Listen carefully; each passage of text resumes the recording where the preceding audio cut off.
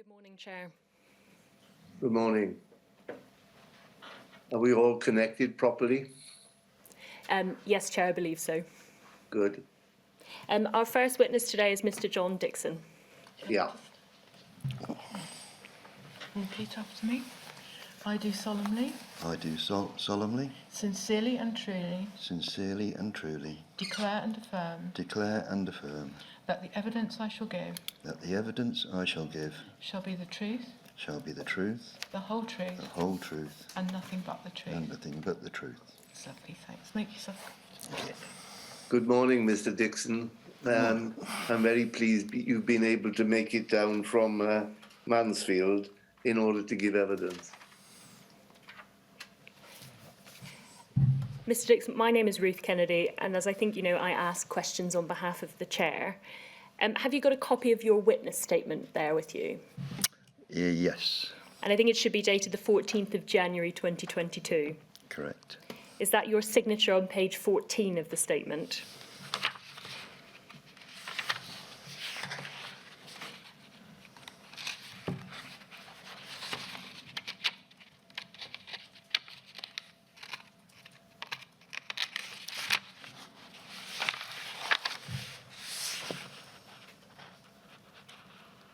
Yes. Have you read through this statement recently? Not recently. Is it true to the best of your knowledge and belief, so far as you're aware? I'm going to begin by asking a few questions about you. How old are you now? I'm 65. And you talk in your statement about your wife. How long have you been married? Oh, that's a question. A long time. A long time. Can we leave it at that? What family do you have? I've got 2 sons. Prior to working for the post office, who did you work for? Rolls-Royce. What jobs did you do for Rolls-Royce?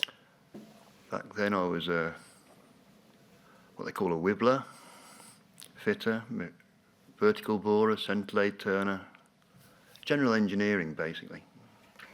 How long did you work for them for? 22 years. And I think you say in your statement you bought a post office in 1996. Would that be about right? Yeah. Where was that? That was down in Turling, in Essex. I think it was called Turling Post Office. Is that right? It's quite close. Well, it's between Chelmsford, Witham, and Braintree. Like a triangle, and it's right in the middle. Why did you want to buy a post office? Every couple of months we were getting redundancies at Rolls-Royce then, and I was seeing everyone who I'd been working with, they were all going their different ways. So I thought then was the time to change tack, especially after 22 years. It's time for a change anyway. And why the post office? Well, there was an income coming in from the post office, but you also had the chance of building up your own retail side as well to enhance that. You then relocated to Mansfield. Why was that? Landlord was trying to force an unfair lease on us, so. You gave up the Turling post office and moved to Mansfield? Moved to a Mansfield post office. Also, we wanted to get back onto the housing market because this one was going to be a freehold, whereas we were just a tenant down in Turling. Which post office did you then take over in 2009? Or the one up in Mansfield? Yes. What was Plesley post office. How did you finance the purchase of that post office? By selling the previous business. Did you have a mortgage? Yeah. Or business loan? It was business loan. And where was that post office in relation to your home? Was part of the home. And who operated that post office with you? My wife, and we had one assistant. And could you just explain to the Chair what kind of services you offered in that post office?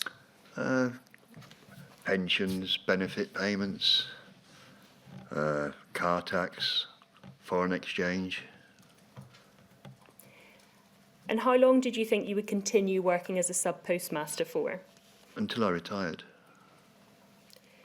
What training did you receive on Horizon? I received that down in Essex, down in Turling. I was on a 2-day course held in a hotel just outside Colchester. And when you took over at Pleasley, what training did you get then? We only really had training on how to do car tax, because we didn't do that down in Turling.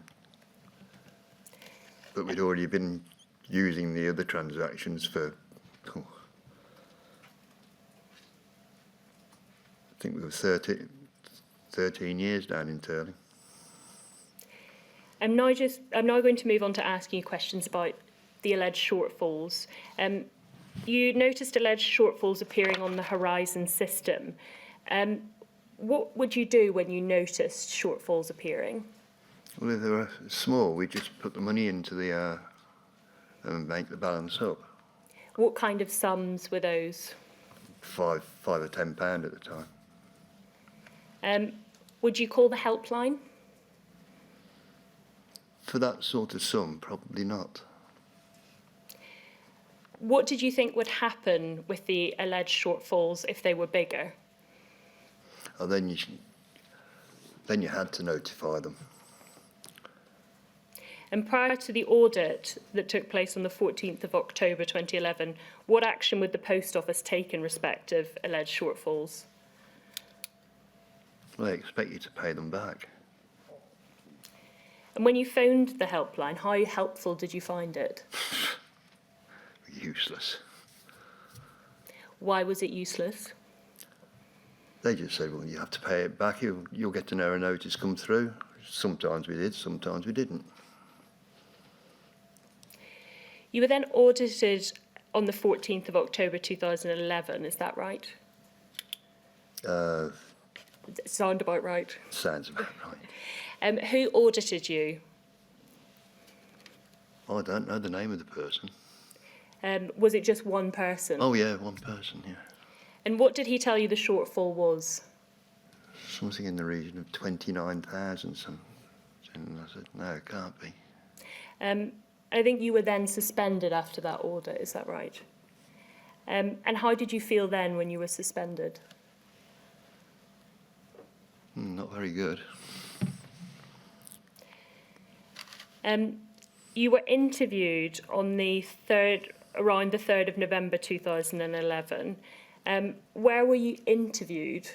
In Chesterfield. Do you remember who interviewed you then?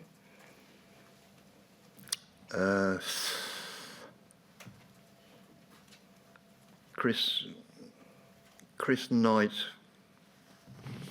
was one of the investigators. He was there at the interview. And who else was there? I couldn't tell you their names, to be honest with you. Or was apart from the woman from the Kim Ledger. From the NFSP, Yeah. Is that right? And your wife was there with you as well, is that right? Yeah. What did they ask you at that investigation meeting? The main question I can remember them asking me was where I thought the money had gone. What did you say in response to that question? Stuck in your system. And what did they think of that explanation? They didn't say anything about that. How well did you feel supported by the NFSP? I wasn't. I think you say in your statement that they then went on to do a search. What did they search? They searched our house, the car, everything. And how did that make you feel? It's a bit degrading, isn't it? After that, you say in your statement you were given a choice. That choice was to resign or be dismissed, is that right? Yep. What did you decide to do? Resign. And why was that? I didn't want a dismissal stuck on a CV if I was going to have to look for another job. And to be honest with you, after what they'd done, I wouldn't want to work for them again. You then received a summons in, I think, Ms. Kennedy, before we go on to the summons, can I just ask one question about the interview, please? In your statement, Mr. Dixon, if you want to look at paragraph 21, just for a point of reference, you introduce that paragraph by saying, I was then interviewed with my wife. And what I wanted to get from you is whether she was simply present at your interview or whether she was also interviewed. My wife was also interviewed. Fine, thank you. That's it. Thanks very much. Carry on, Ms. Kennedy. thank you. So turning to the summons that you received in around March 2012, who was charged? I was charged.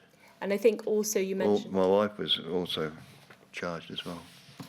And what did you later find out about the charge against your wife? It should never have happened. Why was that? She hasn't signed anything for the post office. Why did you think the charges were brought against your wife? Because they obviously knew we were a partnership, but there's only ever one Subpostmaster in a branch, and that was me. What did you plead eventually? Guilty. And why did you plead guilty? Because I was offered a choice of, I asked the barrister, if you keep my wife out of it, I will plead guilty. Otherwise, if I'd have known that she shouldn't have been there in the first place, I would never have pleaded guilty. And I think you were then sentenced on the 26th of July 2012. What sentence did you receive? Do you remember? I think you say in your statement it was an 8-month sentence suspended for 2 years. Suspended for 2 years and 180 hours community service. And you were also told you had to repay the money to the post office, Yep. Is that right? Yeah. The post office took a confiscation order on the 12th of October 2012. What were you ordered to repay per week?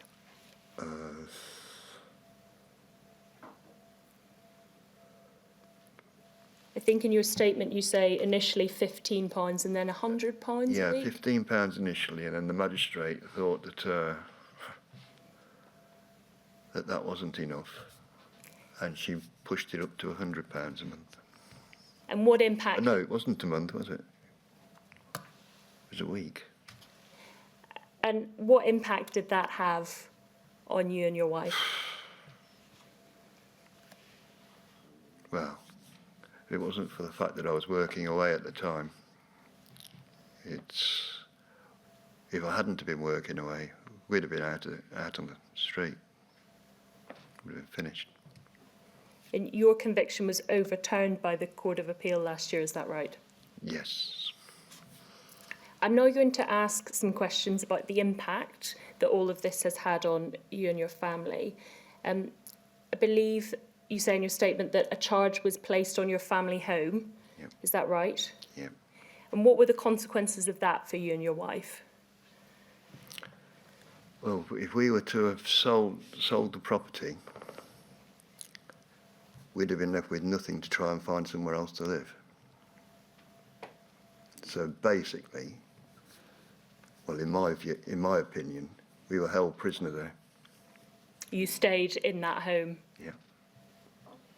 And what happened to you mentioned before that the post office was part of your home. What happened to that? That's now just an empty shop, empty premises. And what's happened to that charge?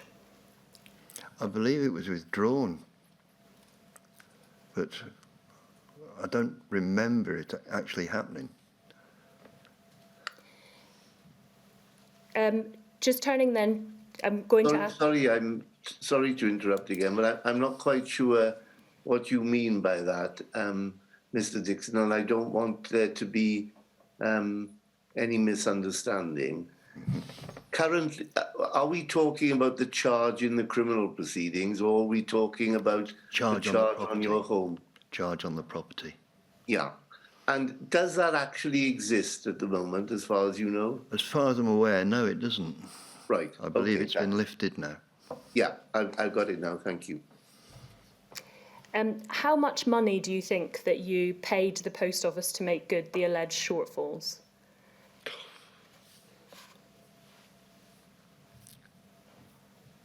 Off the top of my head, I don't know.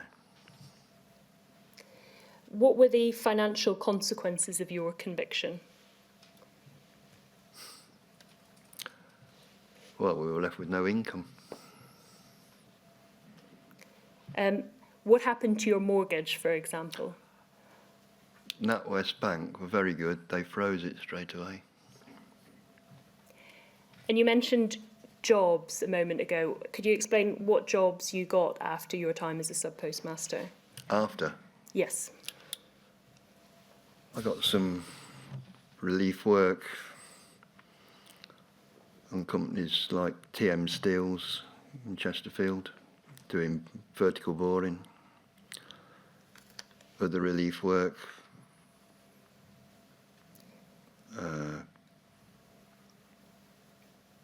Yeah, that was basically TM Steels. Then I went to Baker Blowers in Sheffield, doing vertical boring there. And what was the salary like for those jobs in comparison to what you were earning with the post office? Well, they were weekly paid, so as far as an hourly rate goes, back then it was about £10–11 an hour. What about your Rolls-Royce pension? I think you mentioned in your statement you drew that down early. Yeah, that was to try and pay back some of the shortfall. And how much would you say roughly that would have amounted to? With the Rolls-Royce pension, Yep. the lump sum I got, I paid straight back into the post office. I think it was £2,000. When did you intend to draw down that pension? Not until I retired. What impact did all of this have on your reputation in the community?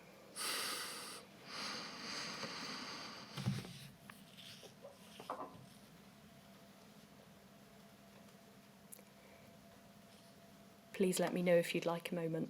No, I'll be all right. Take your time.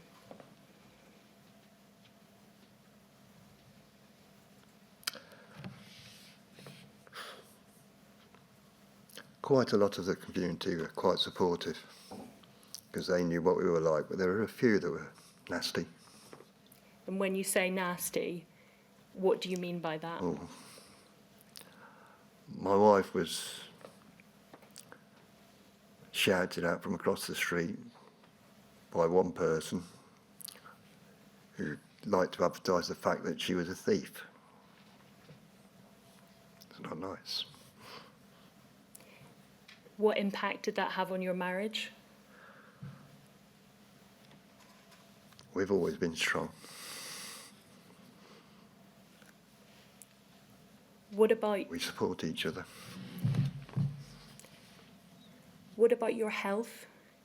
What impact has this had on your mental health? I didn't think any, but apparently it has. Why do you say that?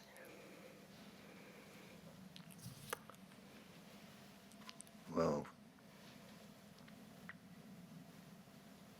it's something, all this I've tried to block out.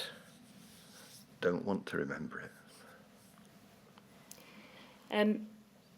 We've spoken about your wife. What about the rest of your family? How have they been affected by this?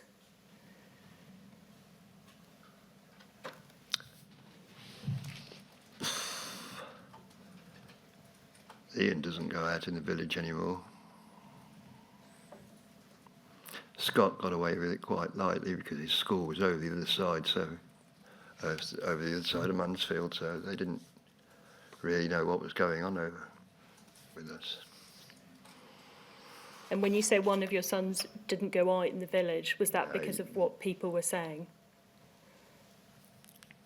He was probably ashamed like everyone else. What would you like from the post office now? Some accountability. Someone to take responsibility for what's happened. Is there anything else you'd like to say to the chair? No, I don't think so. I'm just going to turn to the chair now to see if he has any questions. Chair, do you have any questions? I think you're on mute. No, thank you very much. I've asked the questions that I wanted to. So it just remains, Mr. Dixon, for me to thank you for coming to tell me the effect all these things have had upon you. And I'm very grateful for you having the courage to do it. Thank you. Thank you.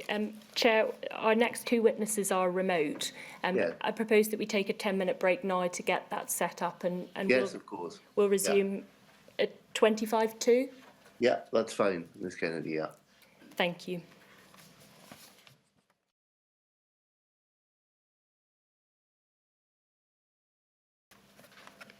Good morning. Chair, our next witness is Mrs. Pauline Thompson.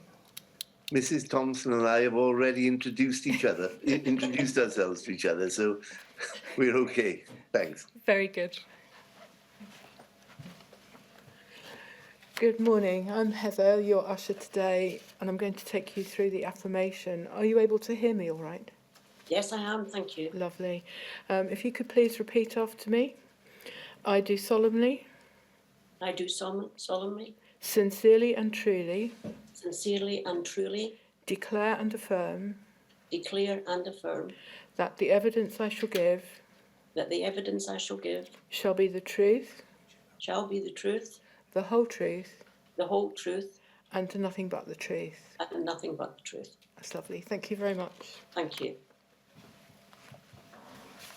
Thank you. As I think you know, my name's Ruth Kennedy and I ask questions on behalf of the chair. Have you got a copy of your witness statement there?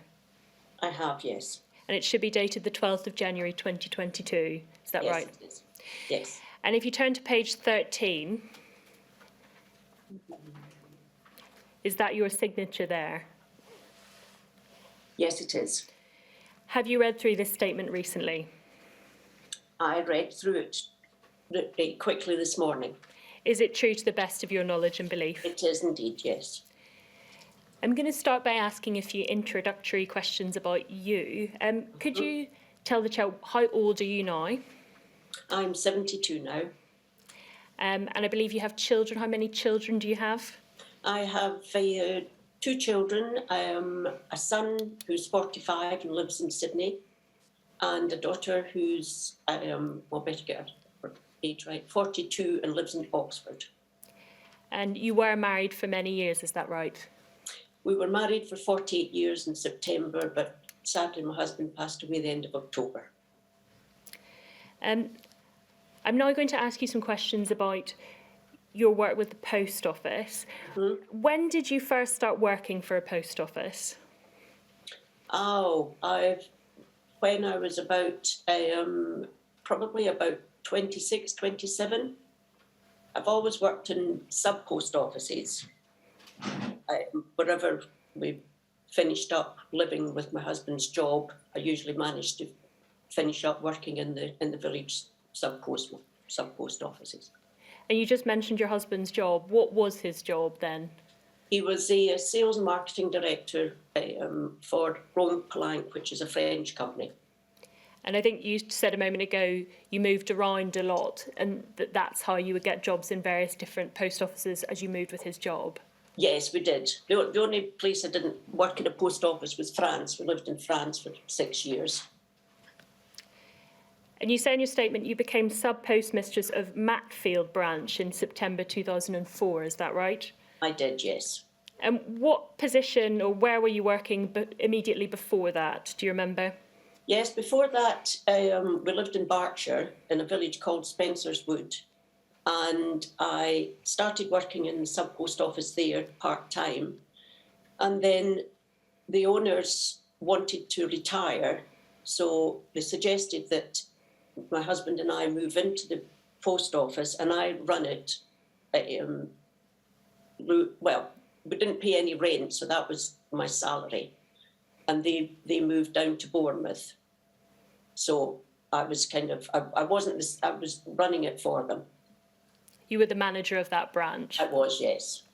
And why did you want to be a sub-postmistress after that?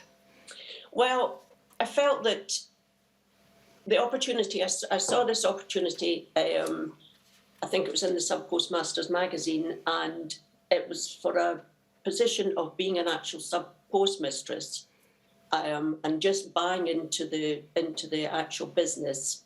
And I thought, well, I'd really quite like to do all the hard work and get the benefit for myself, you know, instead of for somebody else, really. How did you feel about working for the post office at that time? Well, I still thoroughly enjoyed working for the post office. I always had done. You know, I enjoyed whichever sub-post office I was working in. I enjoyed it. I enjoy meeting people. So yes, it just really suited me. And when you were working for the post office, what training did you receive on the Horizon system? On the Horizon system, I was in Spencer's Wood at that time, so the owner, I think she got a full day's training, and her husband and I got half a day each. We had to split it. We went to a hotel for the day's training, and Barry went for the morning and I went for the afternoon, so half a day, really. And what about when you became sub-postmistress of the Matfield branch? No, I didn't have any more training. I'm now going to ask you some questions about the alleged shortfalls that showed up on the system. I think you mentioned in your statement that between 2004 and 2007, you noticed some shortfalls appearing on the system. Is that right? It is, yes. And can you just describe to the chair what you did when you noticed those shortfalls? Well, I tried to make most of them up when I could. But it got to the stage that it was like looking at some other post office's screen. It just did not make sense, because I mean it was a small sub post office in a village, and it was telling me that I should have, by the time just before the auditors came, it was telling me there should be £34,000 in cash. Well, that's just not possible. Initially, the post office would never have that. Initially, you said you were making up these shortfalls. What kind of sums were they initially, these shortfalls? Well, to start with, there were, maybe 100, just over 100, which, I just put in out of the shop side. But after that, it got really big. I phoned the helpline, but I didn't get much help from them at all. And then I just, literally kind of shut off from it, left it and went home, never told my husband anything about this, because I wanted just to leave it in the post office and forget about it, sort of thing. You mentioned you didn't find the helpline helpful. Why was that? Well, the original postmistress had agreed that she would cover me for any holidays, etc., which I didn't take anyway, but for my daughter's wedding, she took it over for me, and it's a bit complicated, but she'd remmed out some cheques which were £6,000, but she hadn't completed it, and it finished up trebling itself. And I phoned the helpline to get some help, but whoever should have helped me was on holiday, and it just turned in. So even when the auditors arrived, that discrepancy was still showing, so that was all part of it as well.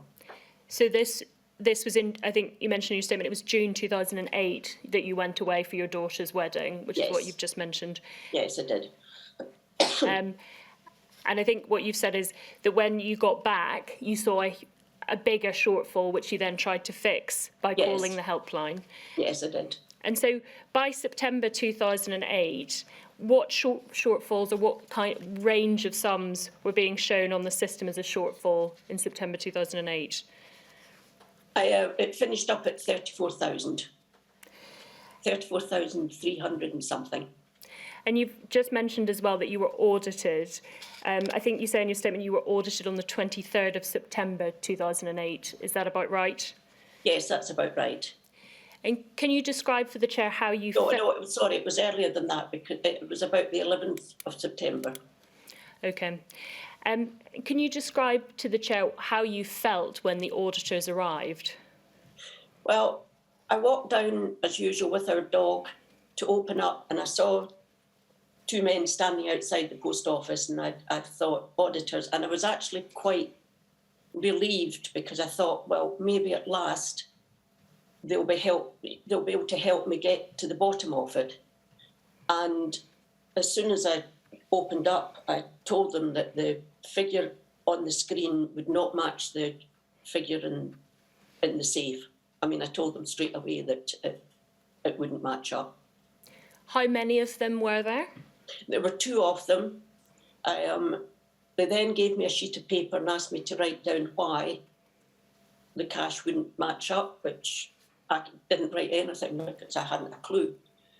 I then phoned my husband, who hadn't known anything about this, told them auditors had turned up, so he came down and got the dog, and then they carried on with their audit, and then in the afternoon, probably about 3 o'clock, two more men arrived, which were the post office investigators.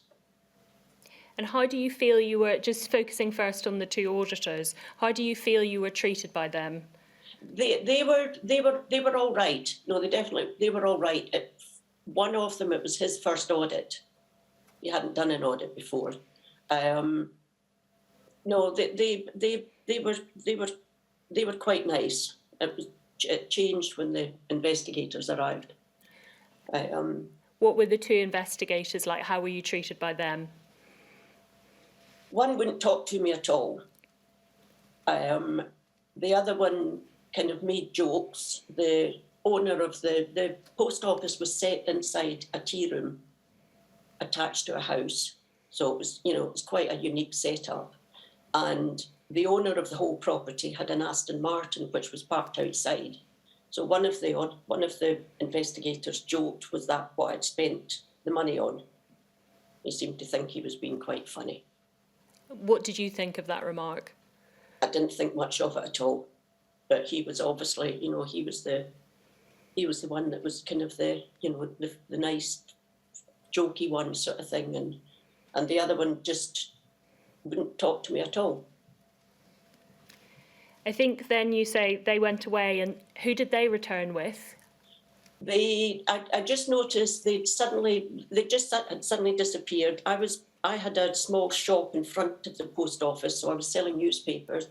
So I was getting the returns ready, and I realised that they weren't there. And I asked the auditors where they were, and they said, "Oh, they've just gone to get." One of them said they've just gone to get some paperwork.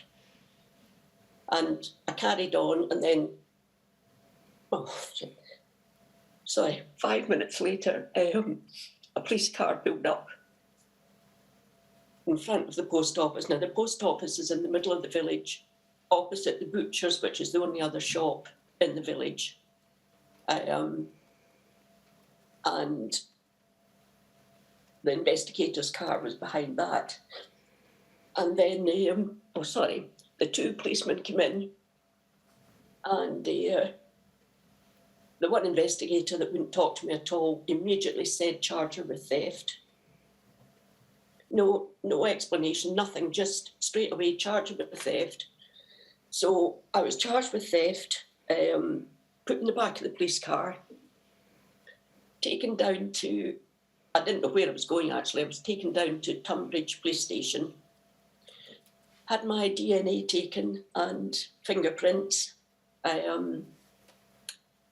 put in a cell, and I was told by the police that, who actually, they were very nice, that they were getting a search warrant for the house. and they asked, did my husband have any health problems?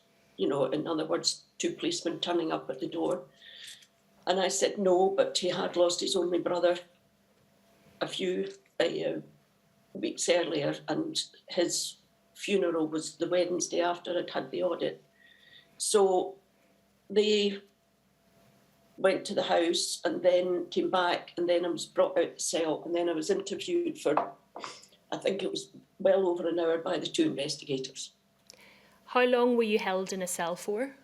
Oh, it must have, I don't know, because my watch and everything was taken from me. I would say it was probably a good hour. Well, it felt a lot longer, but I think it was about an hour. I think they came back. I think the interview with them started at about 7, if I remember rightly. So I must have been in well over an hour. And how did you feel about all of this at the time? Absolutely awful. I just went blank. I just kind of froze. There was a very noisy neighbour in the other cell who did an awful lot of swearing. I just literally blanked it, to be honest. I just sat there and just blanked it. I think that day you were also suspended, is that right? I was, yes. They said I was suspended. Well, they suspended me. They interviewed me.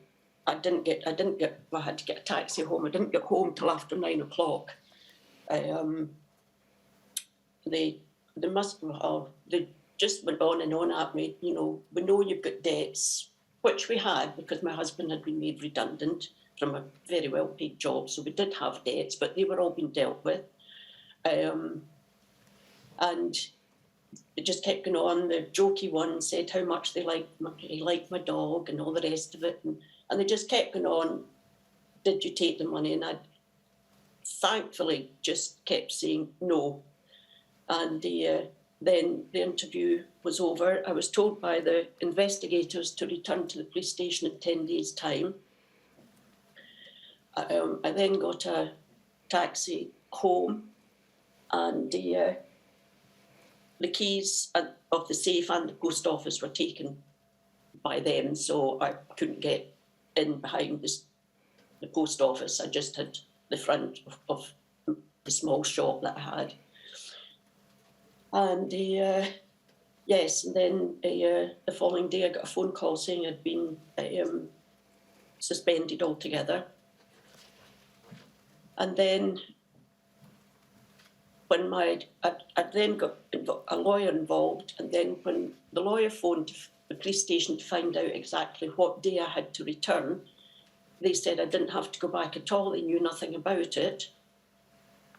And when my lawyer phoned the post office, one of the investigators had been sent on long-term gardening leave or something, and nobody had been handed my case, so they didn't really know anything about it, so it had to all start again.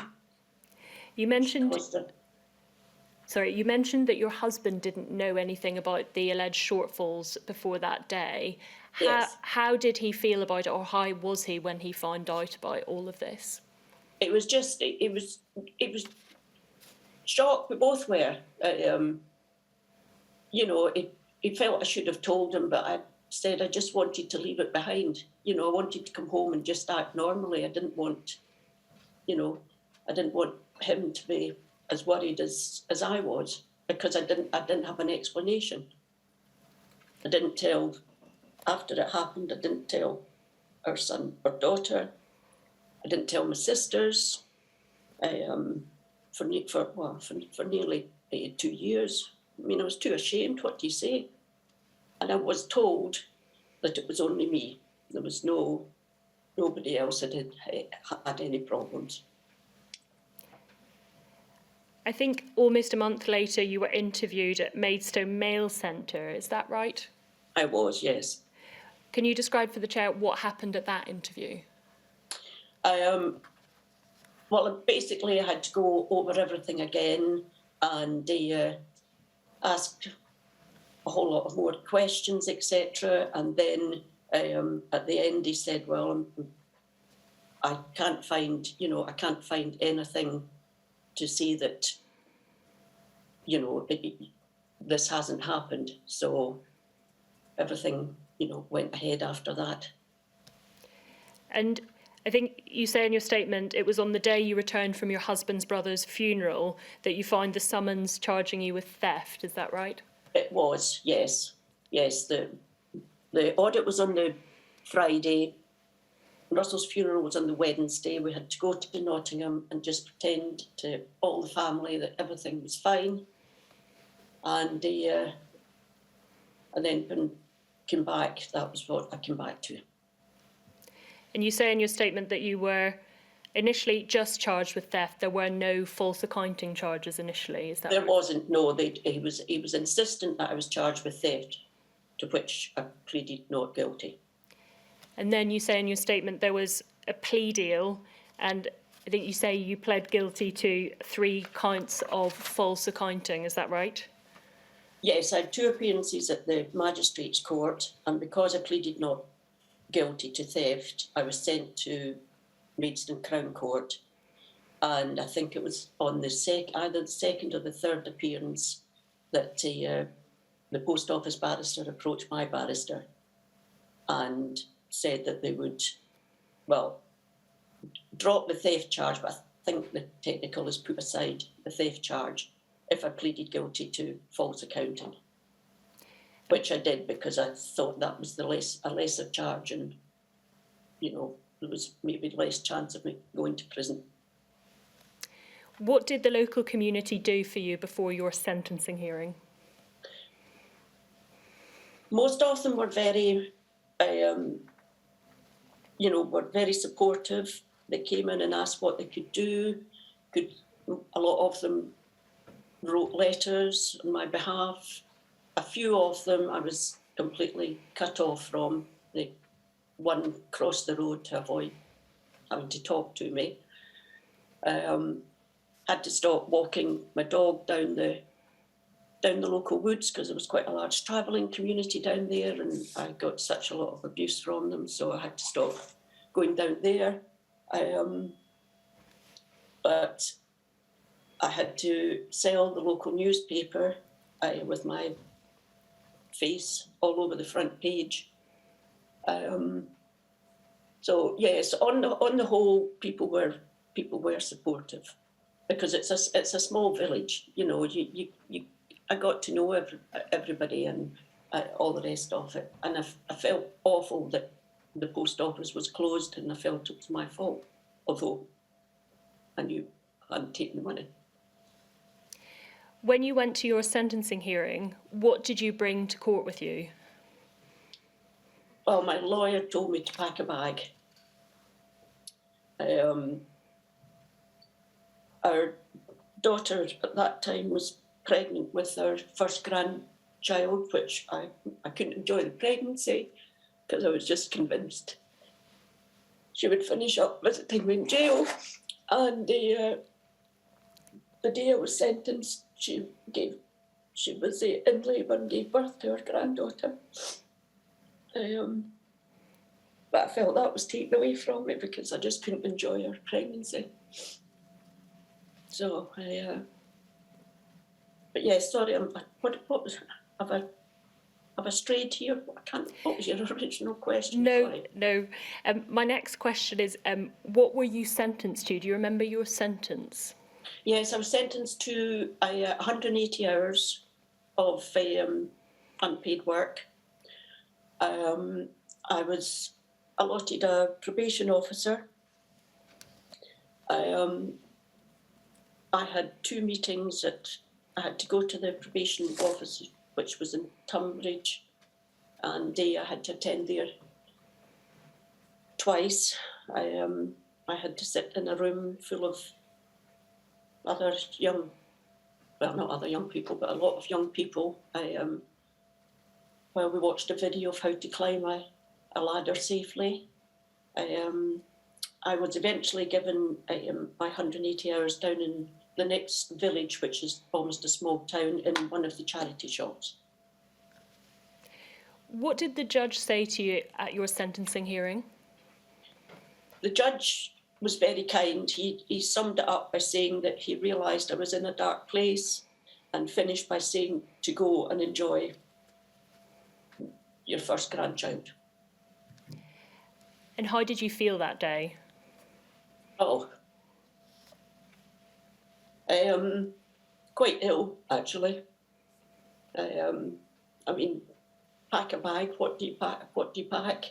I was just, and I was worried about the effect it was having on my husband. But yes, yeah, it was not a good time. I'm now going to ask you some questions about the impact that this has had on you. Turning first to the financial impact. What financial impact did all of this have on you? Well, a huge deal, because I was the only one earning. We finished up. We were renting privately a bungalow in the village from a doctor, and eventually we had to be evicted because we just couldn't pay the full rent. We had to claim housing benefit, which we've never ever claimed before, and yes, it had a huge impact on us. What employment were you able to get subsequently after your conviction? I didn't have any proper employment. One of my ex-customers was going back to work 3 days a week, and she knew I was really good with dogs, so she asked me would I look after her dog for her, and then kind of just by word of mouth with different friends, etc. So I finished up walking dogs. And how are you now financially? Not great at all, especially since my husband has passed away. I mean, that is my sole income. I help out in the shop, the local shop, which is actually attached to a post office. I'd introduced myself to the postmistress when I took over, because it's 2 adjoining villages, and but I'd never met her, and she heard that there was a house coming up in the same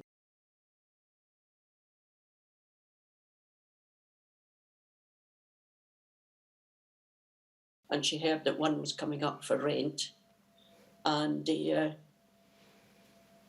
I came down to look at it, and my cousin very kindly paid the deposit and 6 months rent for us, so we were able to move in here, and that's where I've been for the last 10 years now. What impact did all of this have on your social life? Didn't have one. No, I didn't really have one at all. Sorry, just to be clear, you didn't have one afterwards. What was your social life like before? Well, we had people round for dinner, went to people's house for dinner. We're never one for, going out to the pictures or anything like that. It was, we enjoyed nice food. That was kind of, most of our entertaining, etc. And what about afterwards? Well, no, because I couldn't really afford anything. Any time I went through to my daughter, she always came through to pick me up. Because money was very tight. As I say, just apart from the dogs, that was it. Oh, my husband, he helped deliver papers in the village. That was what he did to kind of help out. And what impact did this have on your mental health? Well, a friend made me go. She found me standing in the shop, and because I did keep the shop side open, because that was the only way I had of, and people relied on the newspapers, etc. I just sold newspapers, greeting cards and stationery, and she kind of found me in the shop one day, and I was just standing there shaking, so she made me make an appointment with my doctor, which I did. And he put me on antidepressants, which helped a bit. I'm still on them, and I'll probably be on them, don't know, for the rest of my days, on a lower dose, but I still need them. What impact did all of this have on your husband? It had a big impact. He was very strong for me when I needed him at the beginning. He worried terribly. He used to take the front door keys and sleep with them under his pillow because he didn't know if I would still be there in the morning.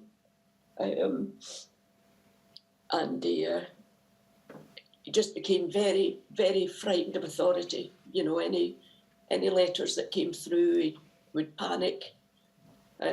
He finished up in intensive care with heart failure and pneumonia, and then for the next 5 years, he was in and out of hospital a lot. 3 times I was told not to expect him to pull through, which meant that I became stronger because I had to be strong for him. And that kind of, helped me get through it all. And what about your marriage and the impact all of this had on your relationship with your husband? It did affect him because he couldn't understand how it had all happened and everything, and why hadn't I told him? It just was money was just such a constant worry the whole time, and so it did have quite an effect.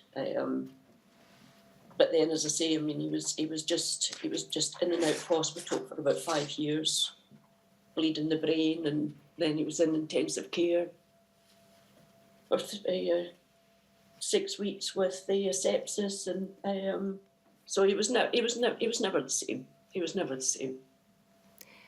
And what about your children? You've previously mentioned your daughter. Did this have an impact on them? Oh yes. I mean, my son felt helpless because he was in Sydney.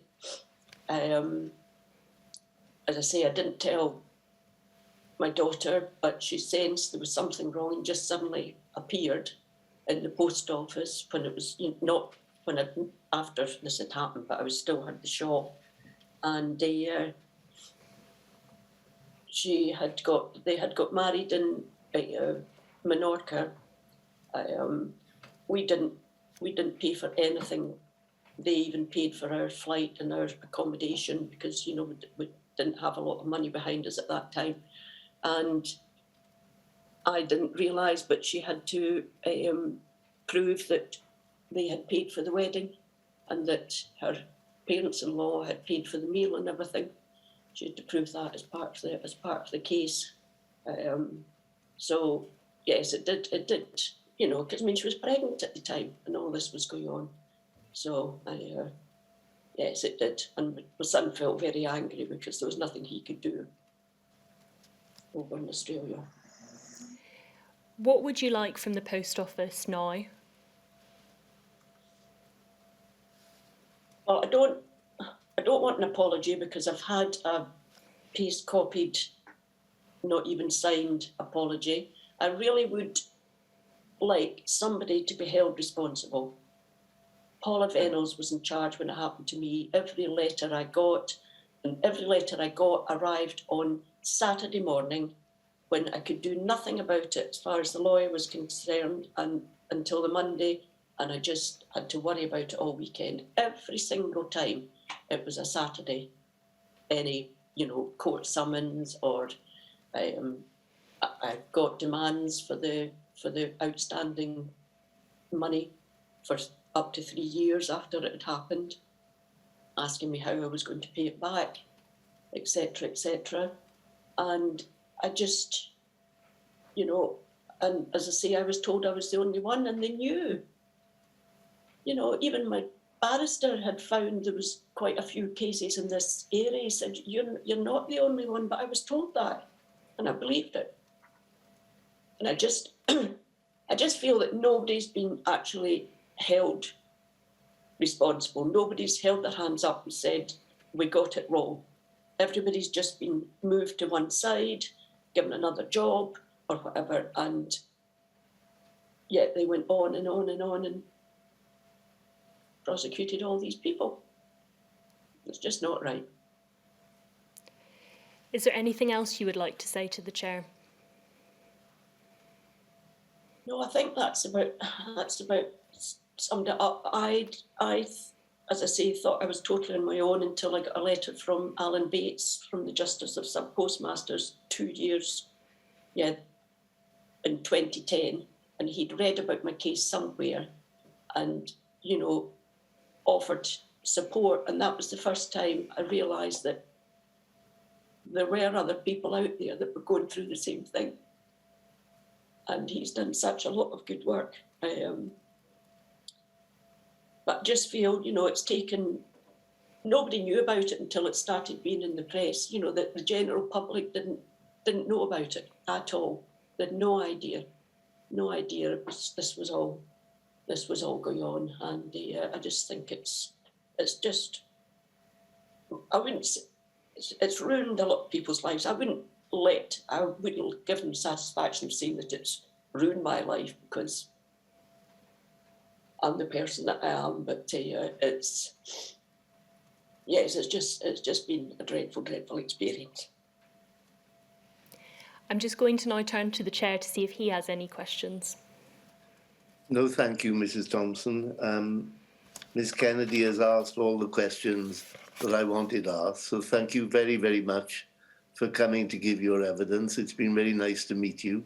Thank you. I'm glad we had an informal chat at the beginning. Yes, that was nice. So, again, thanks very much. You're welcome. Thank you for the opportunity. Yeah, bye. Thank you. Bye-bye. Chair, our next witness is Mr. Timothy Burgess, who's also appearing remotely. So to enable that to be set up, I would propose that we take another 10-minute break and come back at 11:20. Yeah, that's fine, Ms. Kennedy. Thanks. Thank you.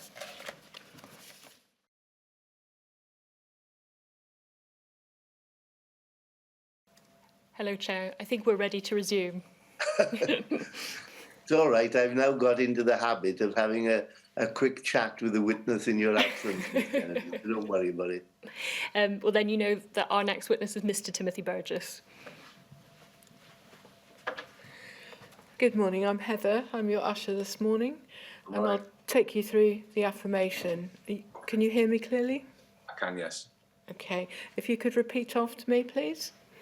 I do solemnly, I do solemnly, sincerely and truly declare and affirm that the evidence I shall give shall be the truth, the whole truth, and nothing but the truth. nothing but the truth. That's lovely. Thank you very much. Thank you. Thank you. As I think you know, my name is Ruth Kennedy, and I ask questions on behalf of the chair. Have you got a copy of your witness statement there with you? I have, Ruth. Miss Kennedy, yes. And it should be dated the 14th of January 2022, is that right? It is correct, yeah. And if you turn to page 17 of the statement, the last page, is that your signature there? It is, yes. Have you read through this statement recently? Yes, I have. And is it true to the best of your knowledge and belief? It is, yes. I'm going to start by asking a few introductory questions about you. How old are you now? I'm 53. And who did you start working for when you were 19? I started working for the Royal Air Force. I joined the Royal Air Force Regiment. And you say in your statement that while you were there, you met your wife. Is that right? Yeah. How long ago was that?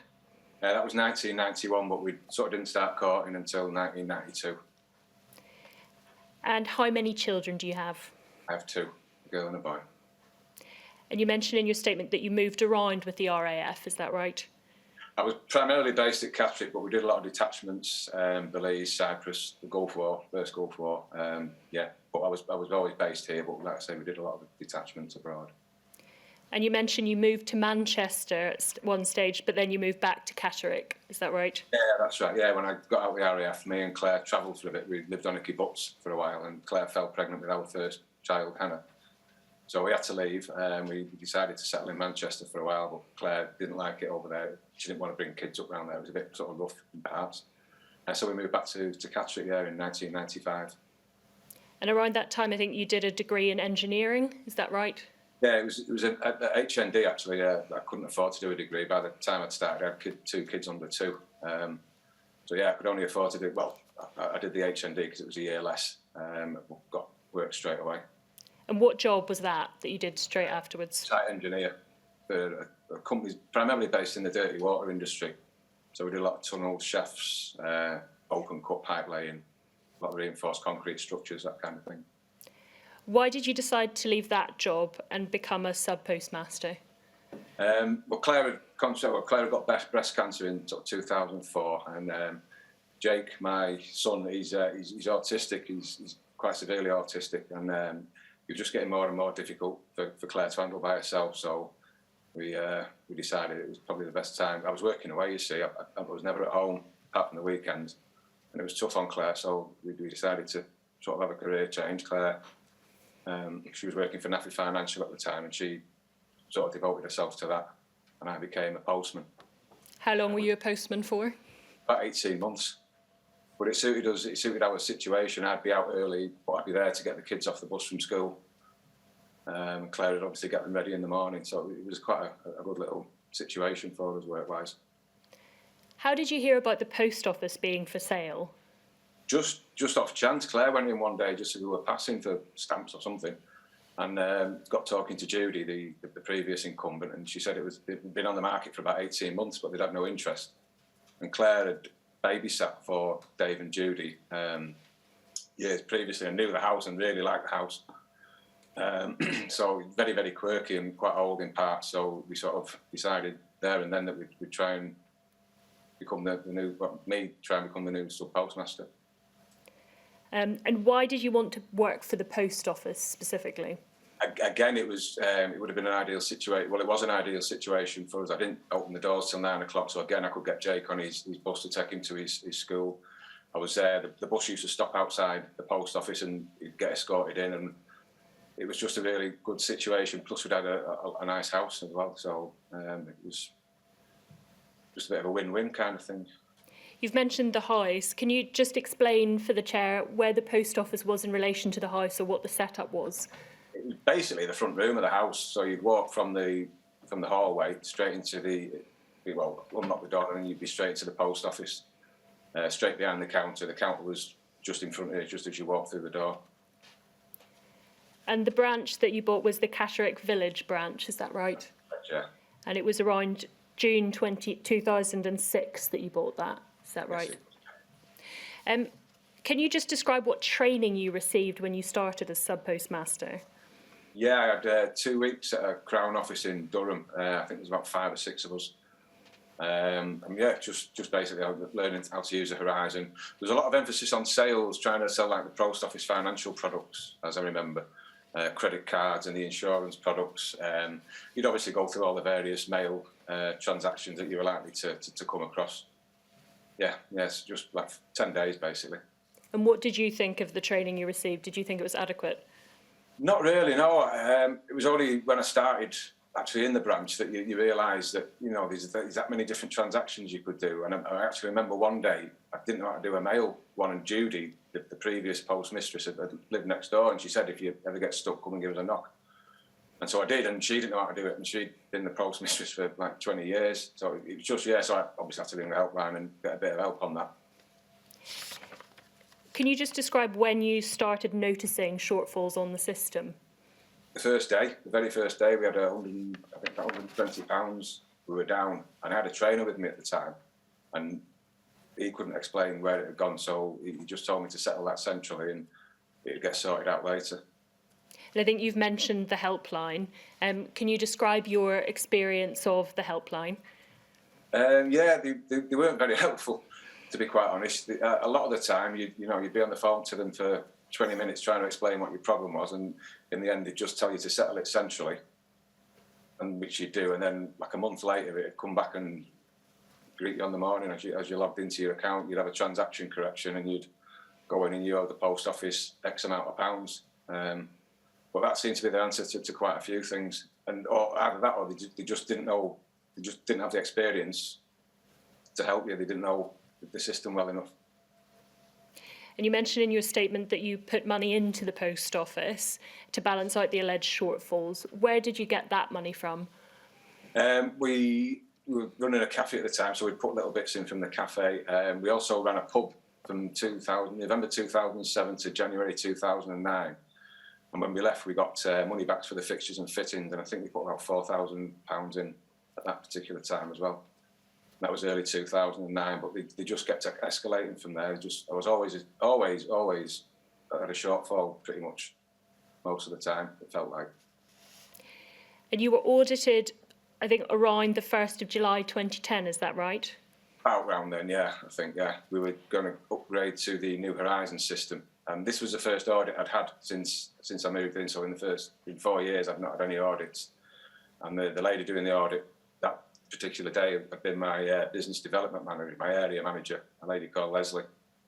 Yeah, she came to do the first audit and then found out there was a loss. And the day after, her and a colleague did a full audit.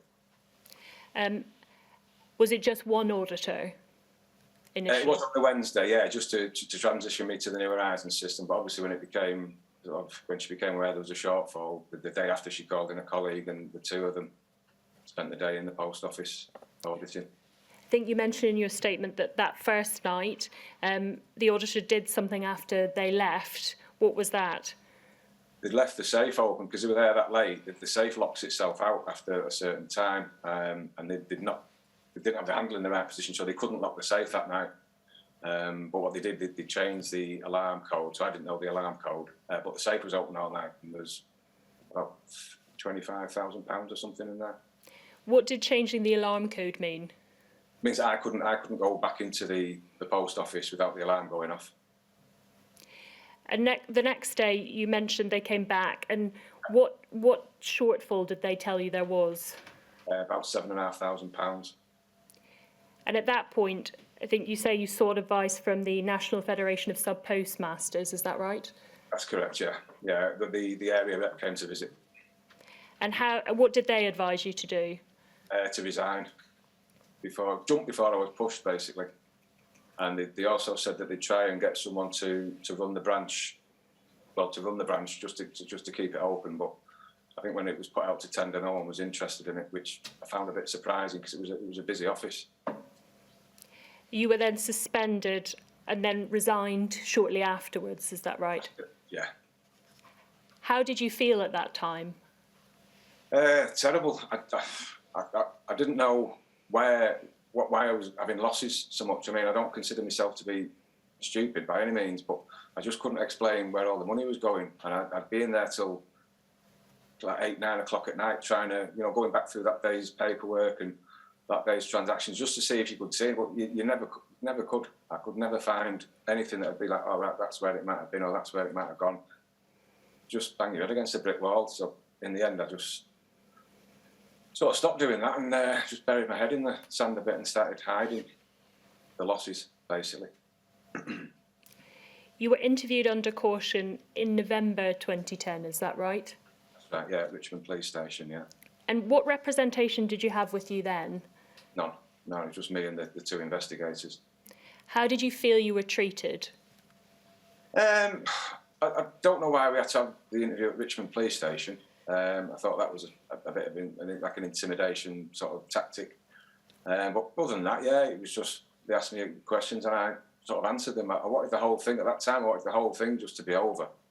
And in my naivety, I never expected them to then subsequently charge me with theft. After the interview, what happened? The investigators followed me home. They took whatever bit of paperwork that I had a look around the house just to make sure there was no obvious signs of theft, I suppose. I don't know what they were looking for, but they had a good look around the house. And like I say, took away what paperwork I had. Then in 2011, the Post Office sought to prosecute you for theft and false accounting, is that right? It was just theft at the time. Was it just theft? And what did you plead to that? Not guilty. And I think you say in your statement that initially you were appearing before the Magistrates' Court, but that then changed to the Crown Court. Is that right? That's right, yeah. I went to Northallerton Magistrates and the post office were still pressing for a theft charge. So the magistrate there had to pass it up to Crown Court.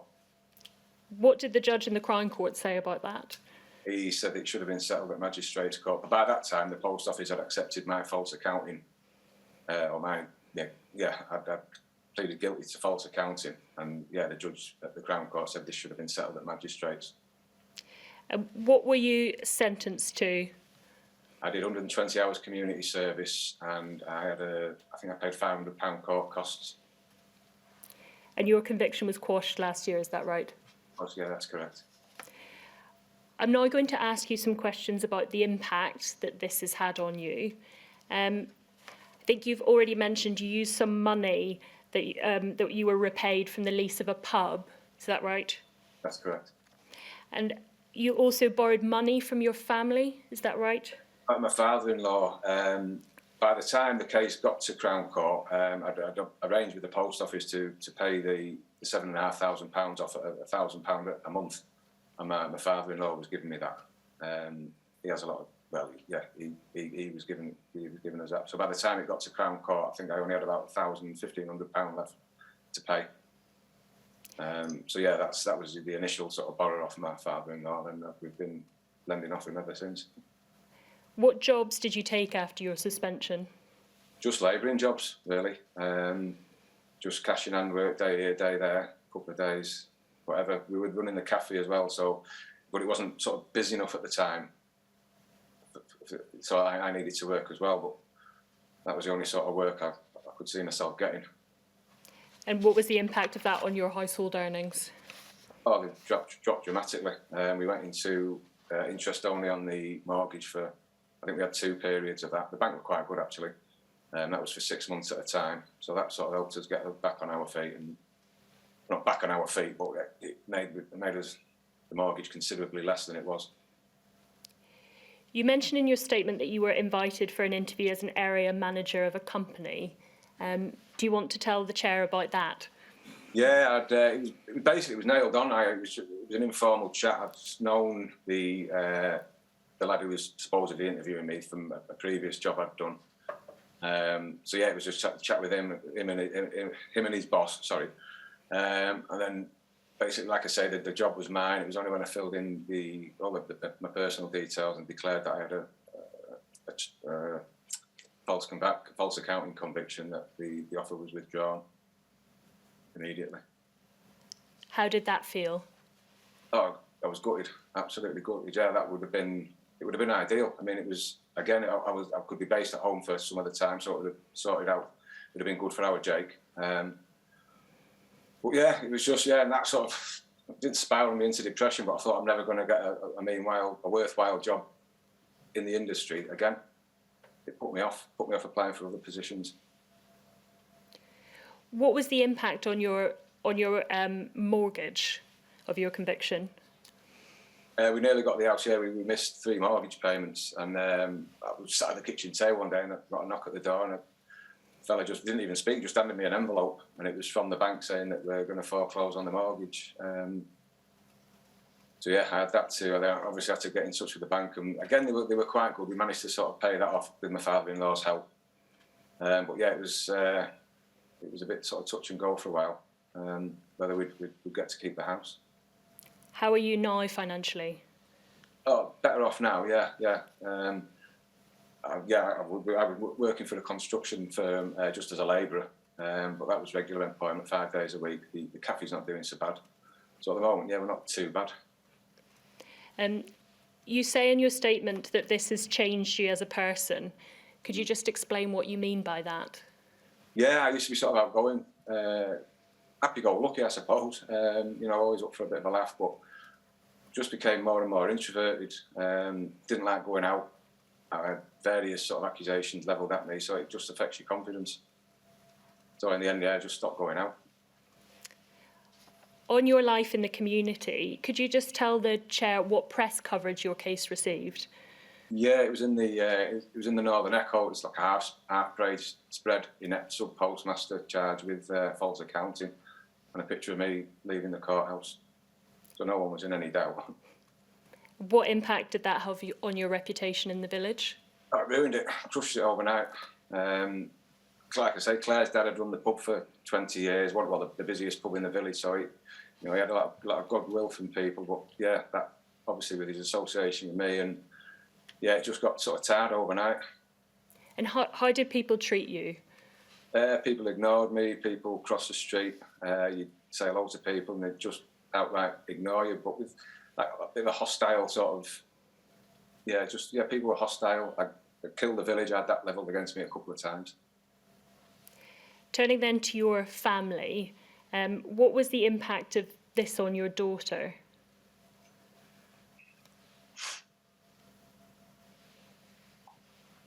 Sorry. It's okay, let me know if you need a moment.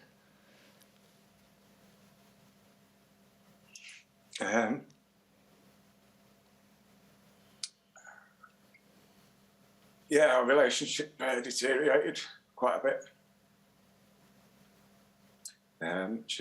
She'd gone to Ripon Grammar to do her sixth form because she thought that it's 30 miles away, so she thought that'd be far enough away for people not to know about it, but it wasn't.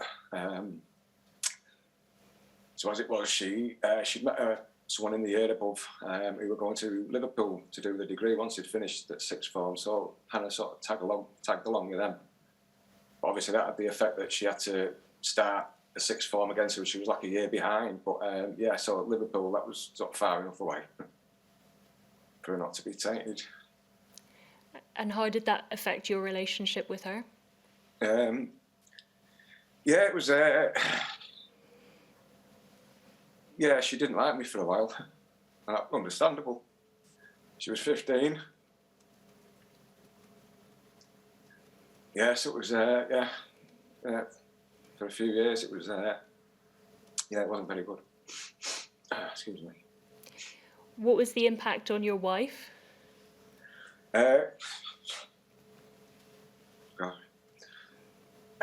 Just the same as all of us. She was working there. She had to leave her job. She was working for North Yorkshire County Council as a respite worker at the time, she had like 3 Downs kids that she used to take out for swimming and McDonald's, that sort of thing. But she was asked to leave that, and that sort of, that wasn't good for her. She really enjoyed it, plus it was another income. I mean, she'd work in the cafe, she'd work in the cafe till 2:30, and then like go and do this on an afternoon for another 3 hours. So like I say, it did help with finances, and she enjoyed it. But yeah, like I say, she was asked to leave because she was with me. What impact did that have on your relationship with her? I don't know. We have a very, very strong relationship with Rock. So it was. We never got closer to splitting up or anything like that because Claire knew I didn't do anything. She was there with me when we were going through the accounts on the night. She was trying to help. She'd worked in a post office previously when it was just all paper. So, it was just an excellent book with the pair of us. So she knew I hadn't done anything. It's... but, I don't know what she was thinking privately, but, never expressed to me anything other than support. You've also mentioned your sister-in-law. What happened to her? Yeah, she'd wanted to buy the pet shop in the village. She'd been working there on a weekend, free of charge actually. She'd been working on a Saturday for nothing. She'd been a civil servant and was taking voluntary redundancy, I think, so wanted to buy the pet shop. But the chap who owned it at the time said he didn't want to sell it to her because of her association with me. He thinks that people would stop using it and it wouldn't have been a going concern for her. So he sort of withdrew the offer to sell it to her, which devastated me because she had her heart set on it, and it was down to me that she'd had a dream. Not dreams, but dreams scuppered, if you like. Excuse me. What about your relationship with your sister? Yeah, well, my sister, that was, she thought I was guilty. She sort of not had the best relationship with my sister. for a lot of years. Yeah, and she thought, yeah, obviously no smoke without fire. I was working for one of the most trusted organisations in the country. It had to be, you know, it had to be me. Yeah, subsequently we've sort of made up and what have you, but yeah, at the time, yeah, she thought I was guilty of something. What about your mother? Yeah, again, my mum, she died in 2011, so didn't actually get to see. She obviously sort of supported me, but again, she was living in Manchester, I live over here, and the rest of my family lived there, so whether they were talking, I don't know, but yeah, she died without knowing that I'd not actually done anything. And how does that make you feel? Sad, yeah, really sad, yeah. Had a really good relationship with my mum. And yeah, for her to think that I'd got robbed from the post office, you know, that's, yeah. And she took that to the grave. What would you like from the post office now? I'd like whoever knew about the Horizon system not being robust enough, and anybody who sort of covered up the fact that I wasn't the only. I at the time I understood that I was the only person that this had happened to. You know, they isolate you. They make you feel like, you know, you're the only. It's only you this has happened to. The investigators never mentioned anything, or the auditors never said, "Oh, well, we're doing one of these." You know, it was just whoever knew. I think they should be up before you. And there's people who probably need to go to jail for what they've done. Is there anything else you would like to say to the chair? No, thank you. I'm just going to turn to the chair now to see if he has any questions for you. Chair, do you have any questions? No, I don't. Thank you very much, Mr. Burgess. Ms. Kennedy has asked all the questions that I would have wanted to ask you.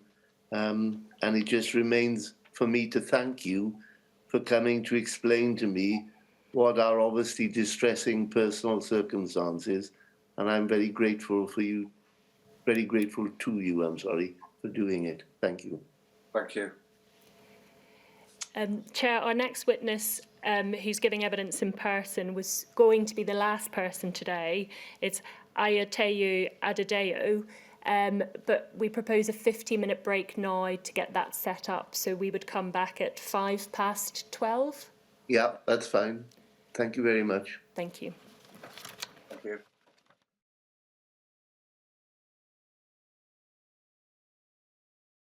Good afternoon, Chair. Our next witness is Ayoteyu Adedayo. Thank you. Okay, would you like to stand? You repeat after me.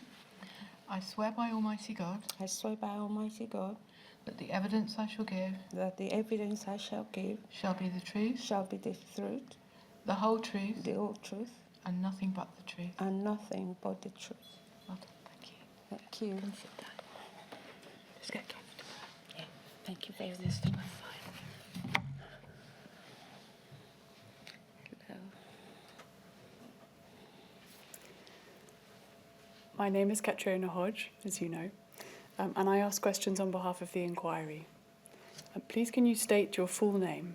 My name is Ayoteyu Adedayo. You made a witness statement, Ms. Adedayo, on the 4th of February of this year, is that right? Yes, I did. Do you have a copy of that statement before you? Yes, I have. Please could you turn to the final page?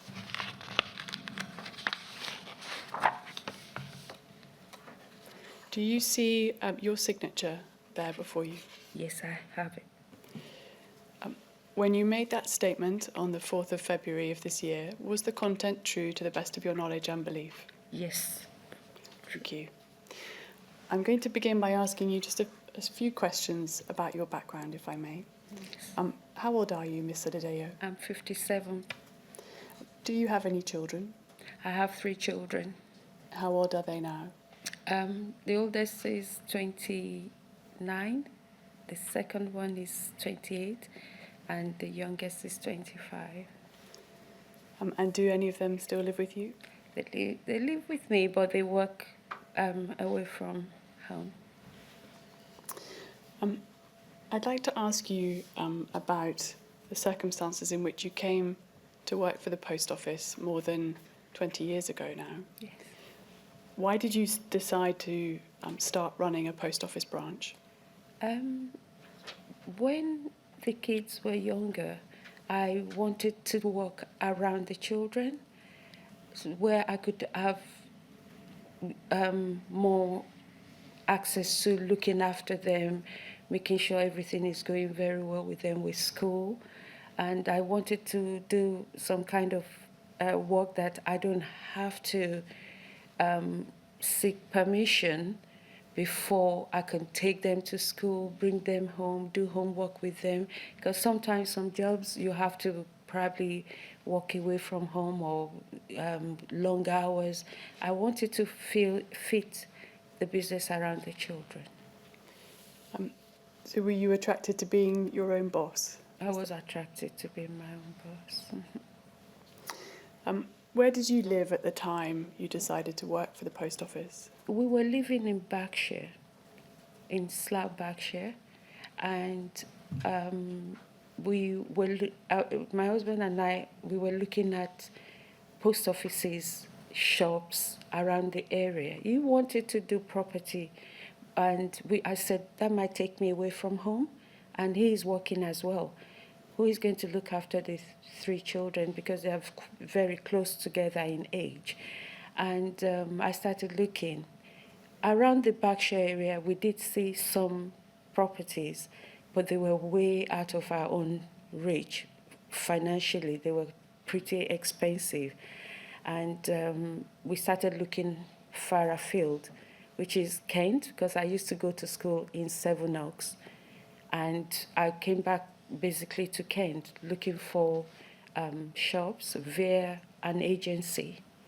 They're called Nationwide Agency, and they sell businesses. So we started looking through them.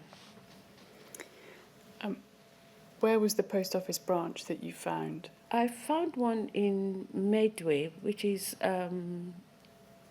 Gilliam in Medway.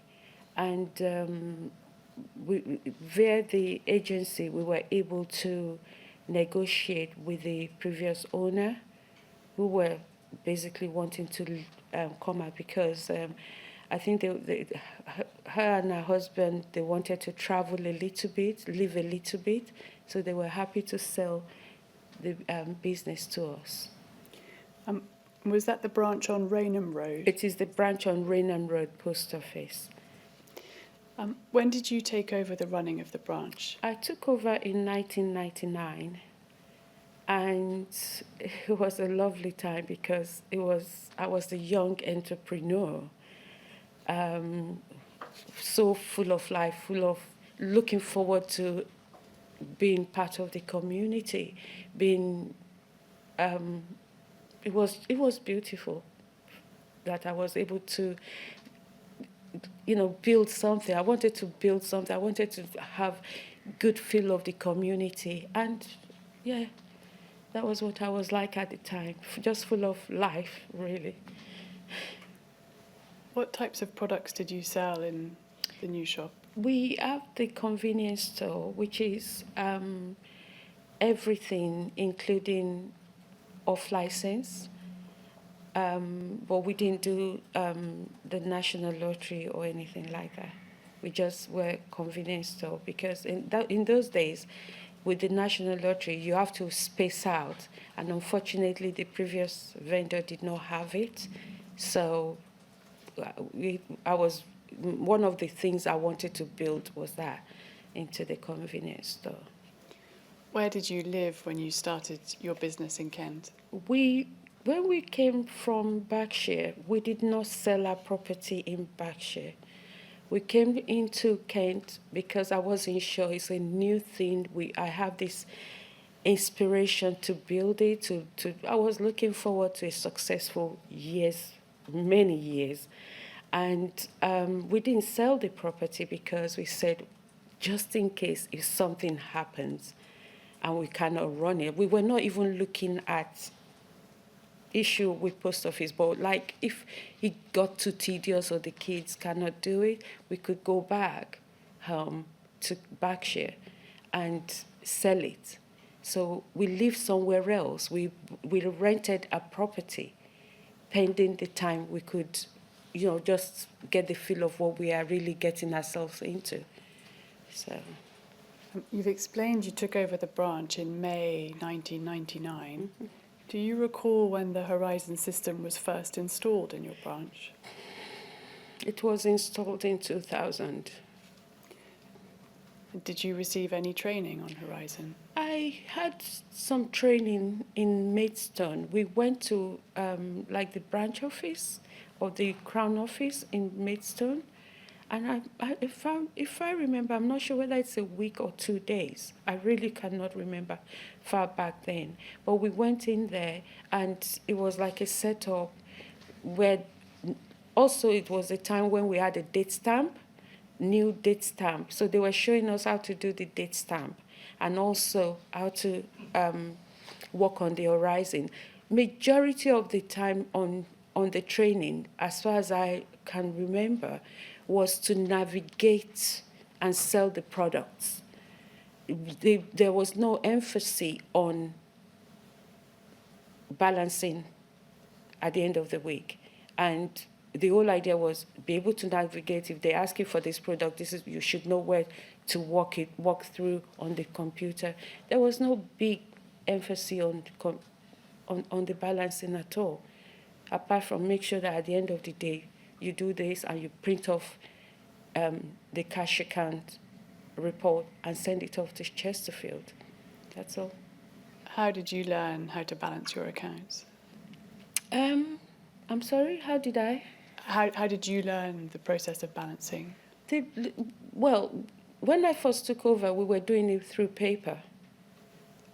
Everything that we do is written down, and you can go back and check everything. But when we had the Horizon, I can't say it was very helpful. It was just a case of go through your office in the week, at the end of the week, which is the Wednesday. The office runs between Thursday to Wednesday. And the whole idea is, at the end of Wednesday, we have like a paperwork, which is called, we write out everything we have in the office. It's a worksheet where you have all the declaration, which is like a stock take. What you have done in the week, you write it. What you have holding within the branch, you write it in there. When the branch closes, you go on to the computer and you input everything that you have in the branch onto the computer. At the end of putting it in, for instance, say, I'll give a slight example. The stamps are like 1,000, but in the branch, you are holding about maybe 500 or 400. You put that 400 in, because that is legally what you are holding within the branch. If you're selling fishing license, anything that you have done, how many did you sell? The paperwork, you put it onto then you put submit, you press the submit. If it comes up with any shortages, I go on straight onto the network helpline. Sometimes they tell us to wait, but 99% of the time, let me just go and have a chat with somebody. 99% of the time, they come back and tell us that you have to accept it. Otherwise, you can't open the next day, which is the Thursday when the new week starts. But that is how we are doing it. And that is what the post office asks us to do. That is how we've been told to do balancing. It was not something I pluck out of my head or somebody, well, we do it this way. No, you must work with the worksheet, put it on the computer, print it off, sign it, and send it off. With a protocol, send it off to Chesterfield with all the dockets, with everything that you need to send that you have done in the previous week. You've described experiencing a discrepancy between what you held physically in your stock and what was showing on the Horizon system. When did discrepancies first start emerging for you? Oh, it started back in 2000. As soon as they installed it, it started back, if I remember, because I started putting money in. At that time, it was like, okay, 50, 100, 200. I would call them, you have to accept it. Whenever I call network helpline, well, you have to accept that. Otherwise, you can't open the branch the next day. And that to me is horror, because people coming in on Thursday do want their money. They're not concerned about what your Horizon or your computer is doing. When they come in to want to cash their gyro, their pension credit, their job seekers allowance, child benefit, we are the designated branch for them. You have a FAD code that you have to give to whoever is interested in coming to receive money from your branch. And once they've got that, if I turn them away and say, I'm sorry, you can't cash anything because I'm having a problem with this Horizon, they don't understand that. And they would report me, I think. They would definitely go straight on the phone and report me to DWP and say, well, we got this designated branch, but she never pays us any money. Every Wednesday that she's having a problem, she will send us somewhere else. And they were very upset. I think they will be upset about that because majority of the time they have, if they go to another branch, they're going to have to take an ID to represent themselves, to say who they are. Whereas if they come to me, I've been working with them, I know who they are. I know who Sally is. I know who Joe is. I know everyone.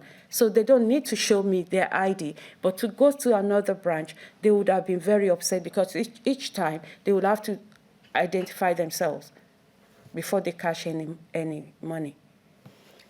How did you resolve those initial shortfalls that you experienced in your accounts? I just go straight out, go to my till outside, which is the convenience store I'm running, and take the money to put in the post office. Because at that time, maybe we did something wrong. Maybe we input wrongly. They've said to us, wait till next week.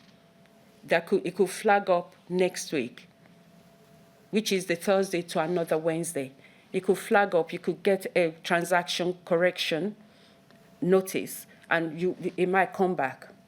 So that is what I've been doing. I would go to the shop, and I was running down the shop like there's no tomorrow, because each time, whatever I take from my shop is what I should really be taking to the cash and carry. But in order not to have any horrors or any problems, I'm giving it to the post office so that I can balance. Because if I don't give it, we can't balance. And it means that I've got that over my head. It's either I do not open the next day, truly, which is going to hurt the business, or I pay it. A majority of the time, network helpline will say, you have to accept that. You have to accept that. And I was paying it. I mentioned it to my husband on occasions that, and he will say, oh, what do you need that money for? Oh, I'll explain later. The balancing didn't balance. The book didn't balance, so I have to pay it. So that's what I was doing, running backwards and forward between the convenience store and the post office I was running. You've described experiencing shortfalls of £50 or £60, sometimes several £100. Yes. Did they at any point increase? Oh, yes, they increased.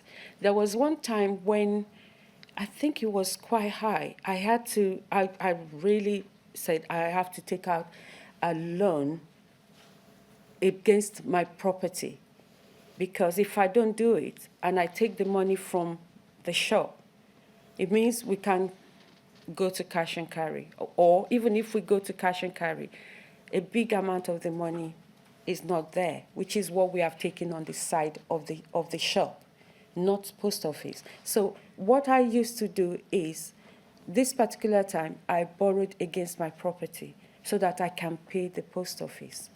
Sorry, which property was that? The one in Slough, because we have not sold at the time. And was this in relation to a discrepancy of just over £20,000? No, oh no. This was in relation to about, I would say about 1,000 or so.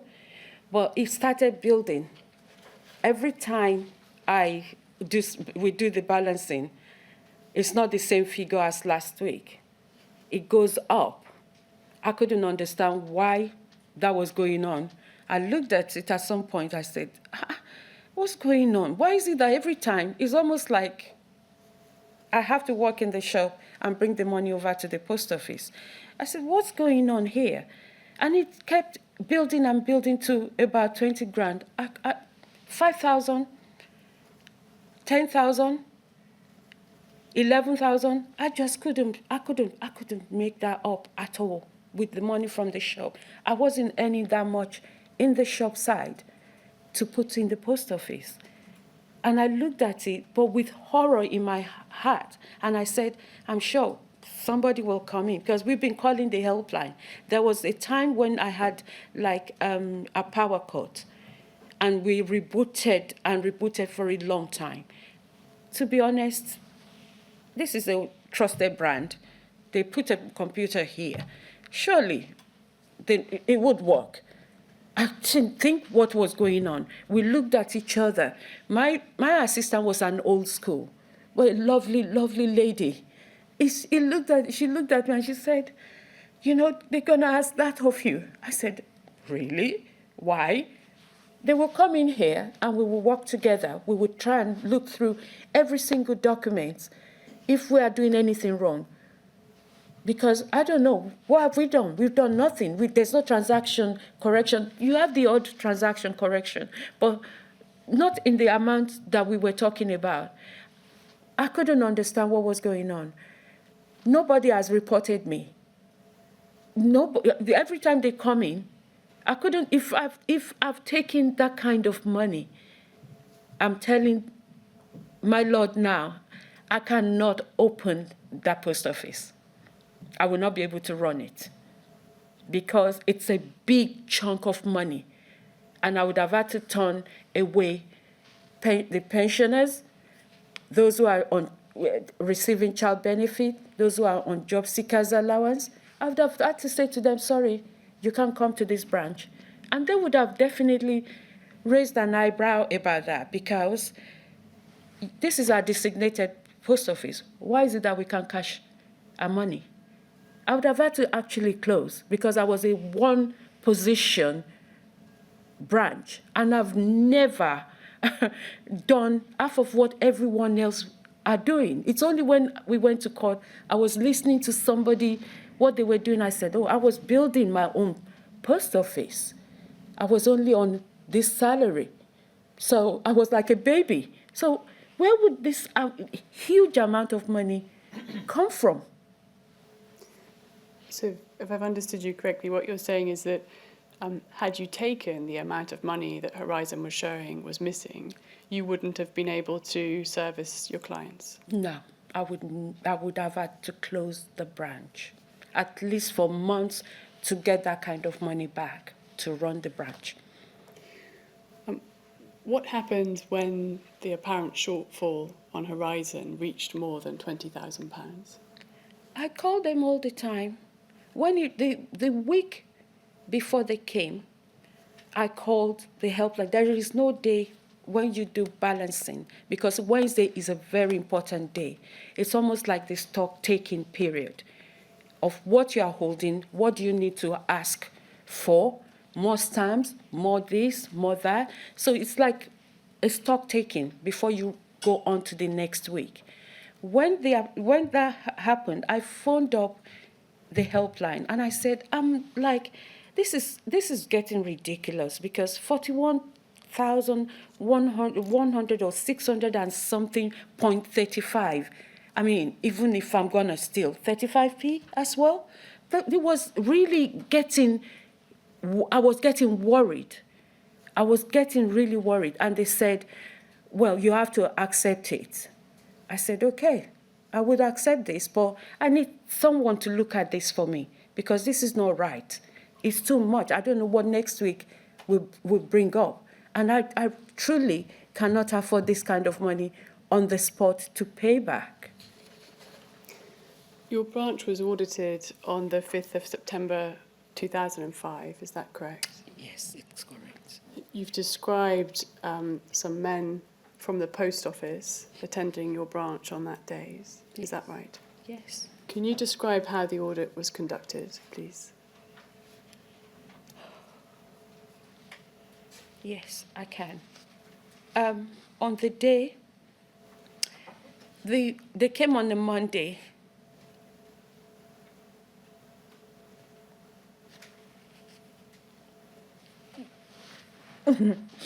They came on the Monday. The previous weekend, which is a Saturday, before the auditing, the milkman, who had the local business to me, came in and said, look, we're tired of having to rush and pay before 12:30. Even some of our customers are not ready to pay us. Can you please, we love you here. Can you please ask them if you can open a little bit longer so that we can come and deposit the money? We don't want to take them home. That Saturday, before that Saturday, long before, I did ask the permission from the post office. And I was told, yes, you can open, but you have to lock the safe, which is the one that links to Romek. You have to lock it at 12:30 because if you have a robbery or anything, you'll be liable.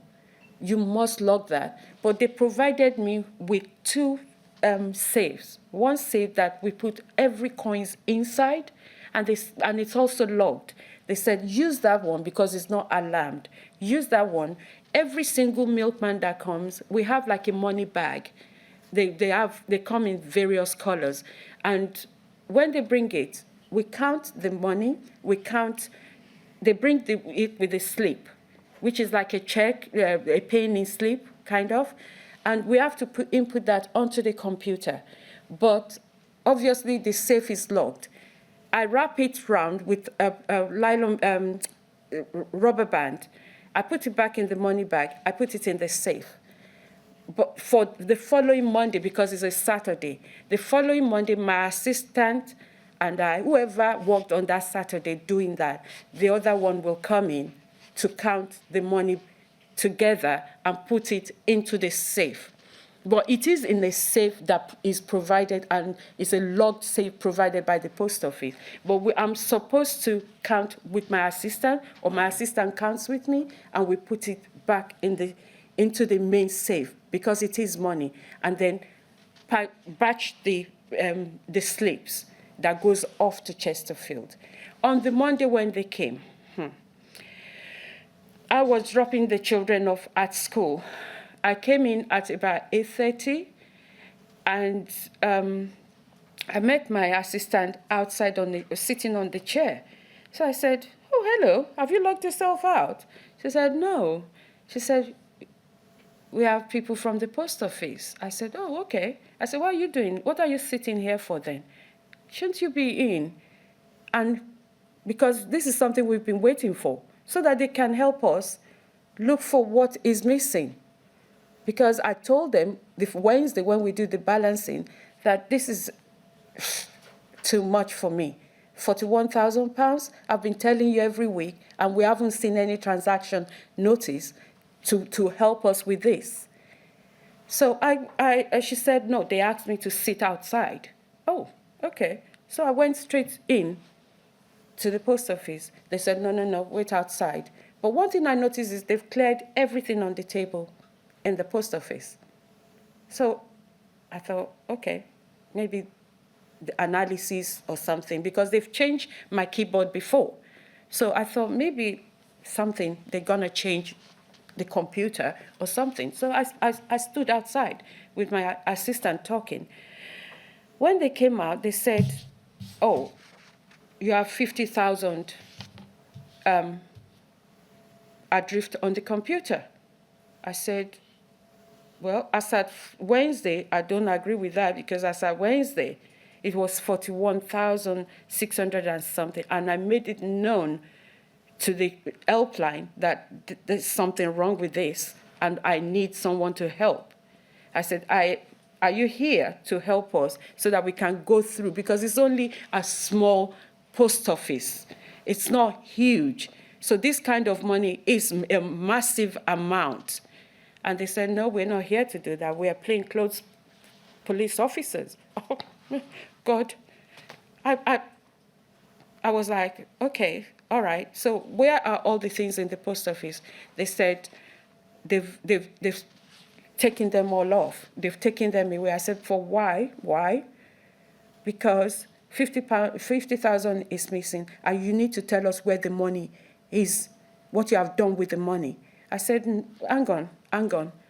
There is milkman's money in the side post safe, which I took on the Wednesday. I have not added those milkman's money into the safe. Have you done anything with them? They said they would get back to me on that one. Okay. So what am I going to do? They said, well, you're going to tell us. And at that time, my voice was going really up because I was really like, no, I didn't take the money. I didn't take any money. They said, well, you tell us what has happened because it's not here. I said, I haven't taken, I've been talking about this discrepancy for weeks. For weeks, and you have not done anything about it. Nobody has come to, I've never been audited since I took over the branch. I said, but I've been telling you about these discrepancies. I've been putting money in when they were small, but as they got bigger, I could not afford that kind of money. And they said, no, I'm telling you now, if you don't come up with a story, you're going to be going to prison for 2 or 3 years. That was when I thought to myself, oh, police officer, plainclothes police officer, I'm done here. I'm absolutely done here. Done. I'm going to be put in prison. I've not done anything before in my life. I've never been in trouble with the police. And the next thing they said to me, I think some of the customers were walking in and they were looking towards where we were talking outside the office. And they said, are you okay? Are you okay? So one of them turned to me and said, is there anywhere we can go to talk? I said, yeah. We go upstairs and talk. This is from 8:30. We didn't go upstairs until about after 2.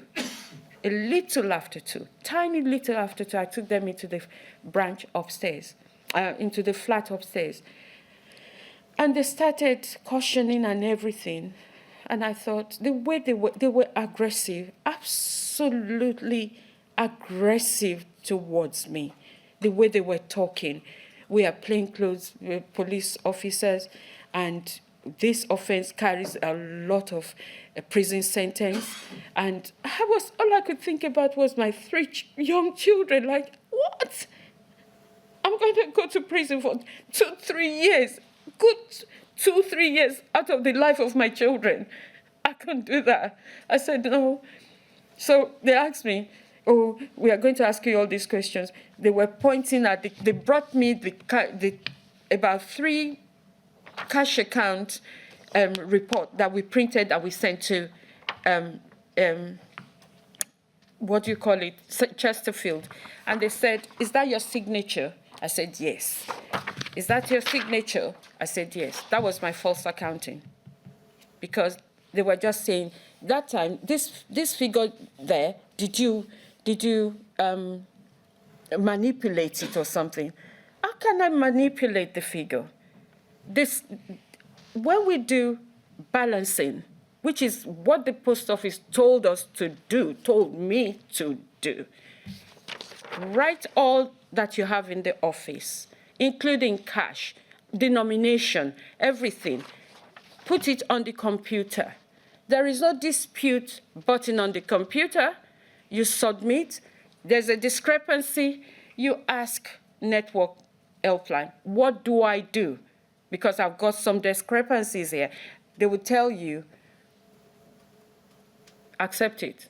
They were not, I think it was a call center, if you ask me. They were not doing anything about helping me to go through it. Ms. Adedeo, just to come back a bit, you've mentioned that you were asked questions by men you've described as plainclothes police officers. Did you understand them to be employees of the post office or police officers? Police officers, like detectives or something, because they were not wearing anything that is post office. So I believed what they said, and we were in that meeting, and I was like, at some point I said to myself, I have to tell some story here, otherwise, you will be going inside a police car with handcuffs, because the way they were at me, I thought I was going to prison that day. And I started telling the story like, oh, yes, some family and friends lent me the money, and I had to pay them because they said, come up with the story. We need the story where the money. I've never had a brush with the authority before. Never done anything wrong. If they asked me to toe the line, I told line. So I've never done anything for me to know how to answer what I should have said. So I started coming up with the story of, oh, family and friend. I didn't have family and friend to borrow that kind of money from. My sister was young as well, with young family. If she tells me she's got 5,000, I would ask her, where did you get that from? So there was no family and friends. I don't have that kind of friends to borrow that kind of money from to start the business. We had savings, and we went to the bank to get loans against the business, to buy the business. And when the time to buy our freehold, we went to the bank and we got a mortgage to buy the business. I did not collect any money from anybody. I did not borrow from anyone. I did not borrow from family and friends. I did not have anyone at that time who would even have that kind of money. We were young. You've described your interview and being asked to come up with an explanation for where this money that appeared to be missing had gone. Yeah. Were you represented during your interview?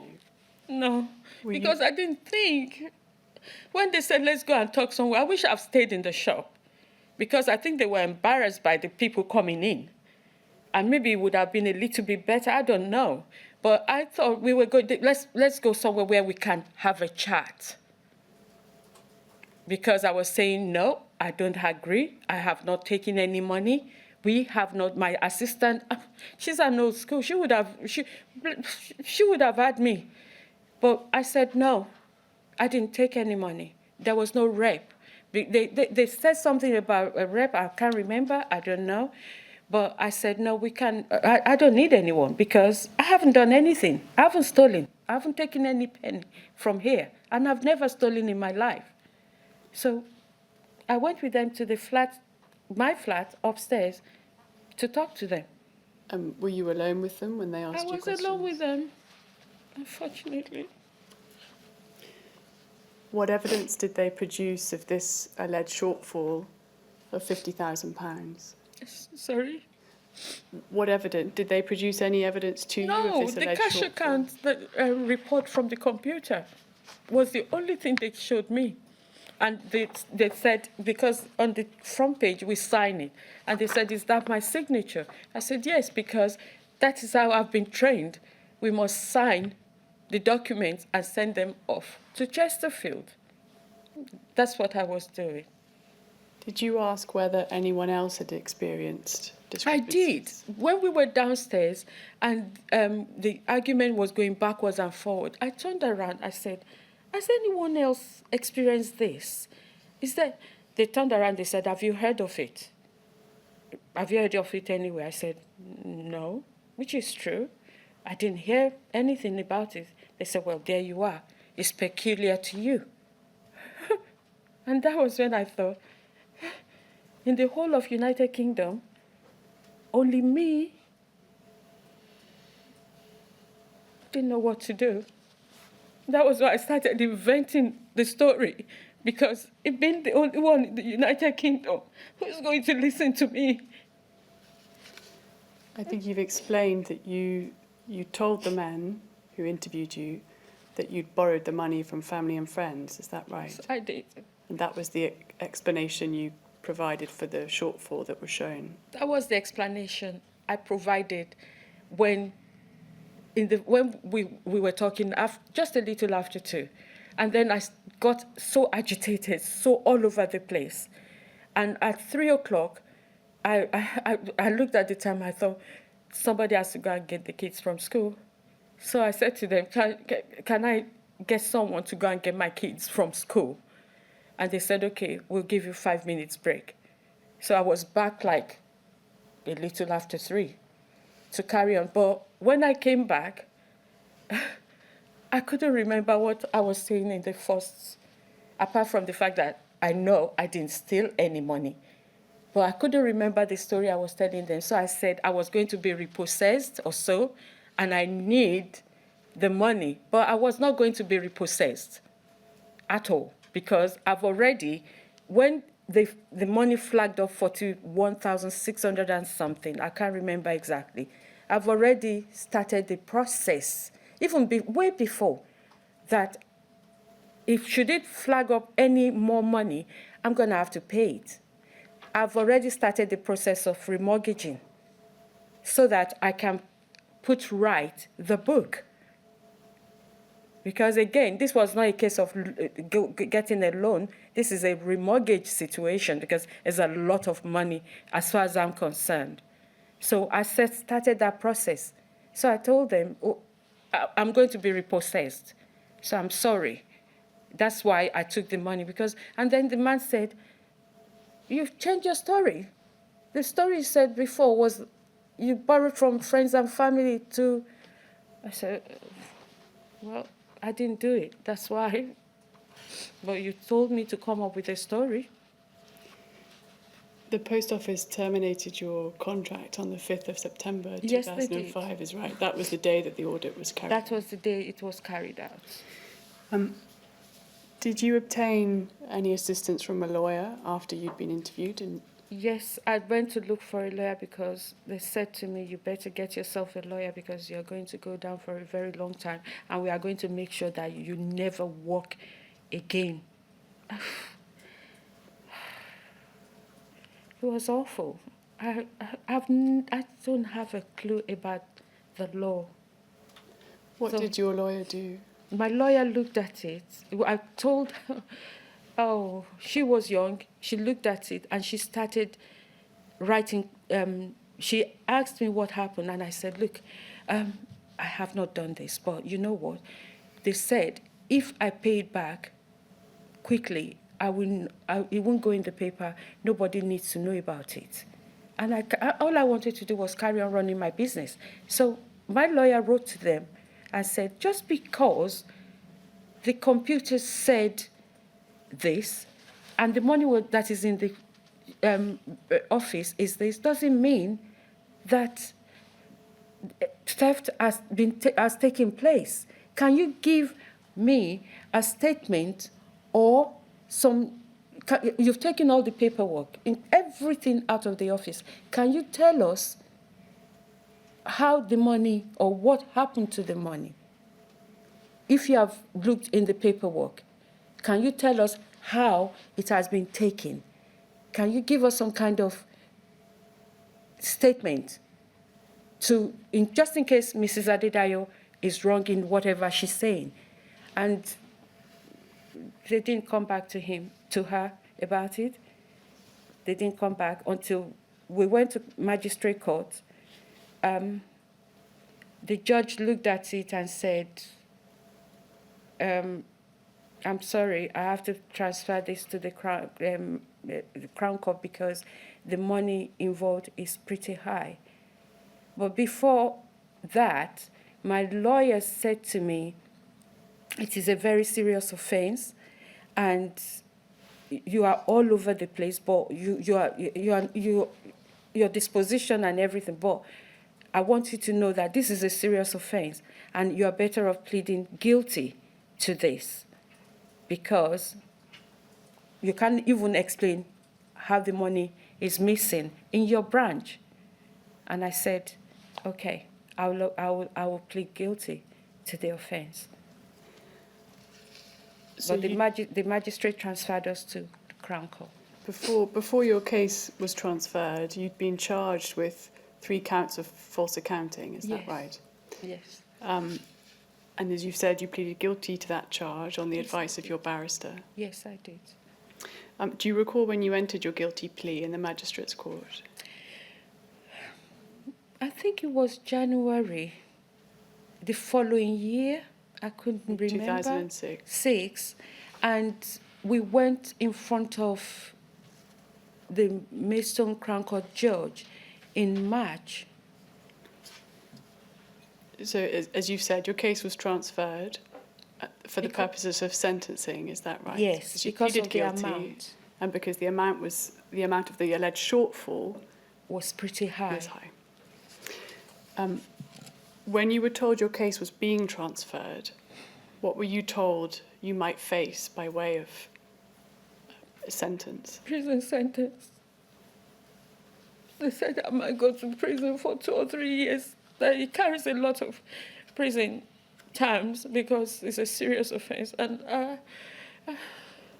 I was beside myself on that matter because I just couldn't imagine going to prison, leaving my children who are under probably 12 at the time or so, 13, 12, the 3 of them. And it was terrible. Terrible. Before I went to prison, before I went to Crown Court, I said to the oldest, I took her around the house and I was showing how to work the washing machine. I got them an alarm clock. Please get up. Make sure you get up, you go to school, and make sure that you do your homework. It was terrible, terrible, terrible to tell a young child. I'm sorry.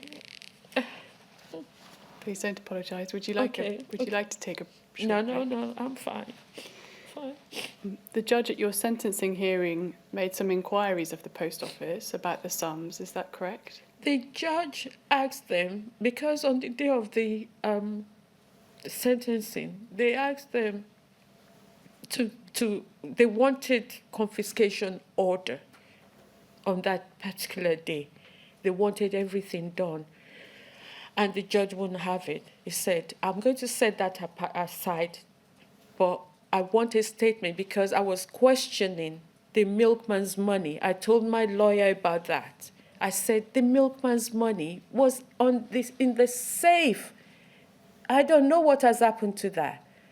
And can they come back and say, yes, it's been added onto the money?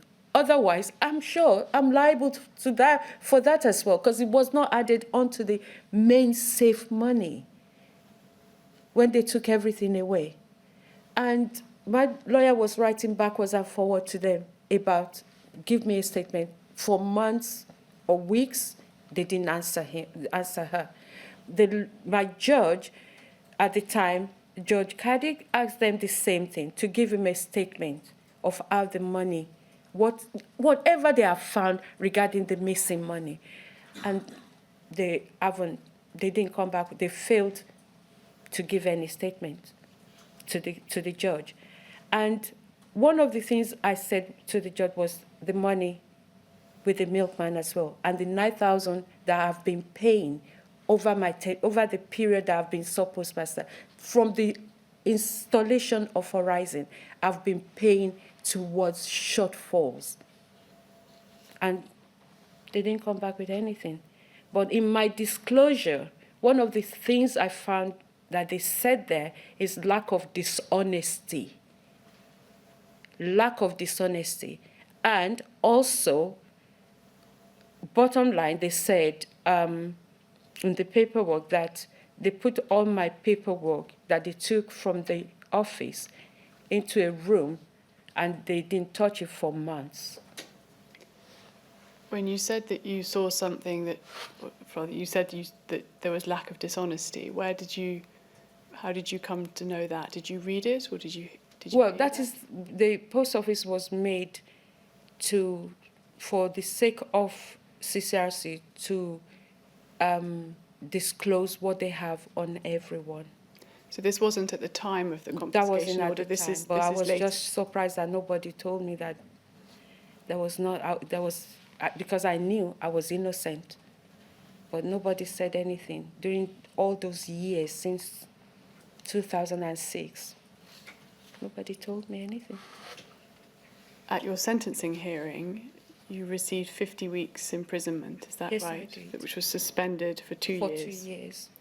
And a 12-month supervision order. Is that right? Yes. And you were ordered to pay, to carry out 200 hours Yes, of I unpaid did. work.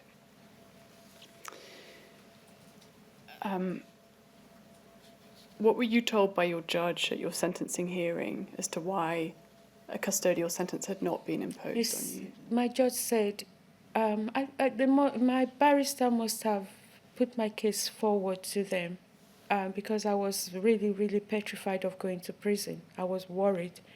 And the judge said, because I've started the process of the remortgaging to pay back the post office, and also because I have 3 very young children, and I've never been in any trouble. So he's going to let me go, but I must pay the post office back.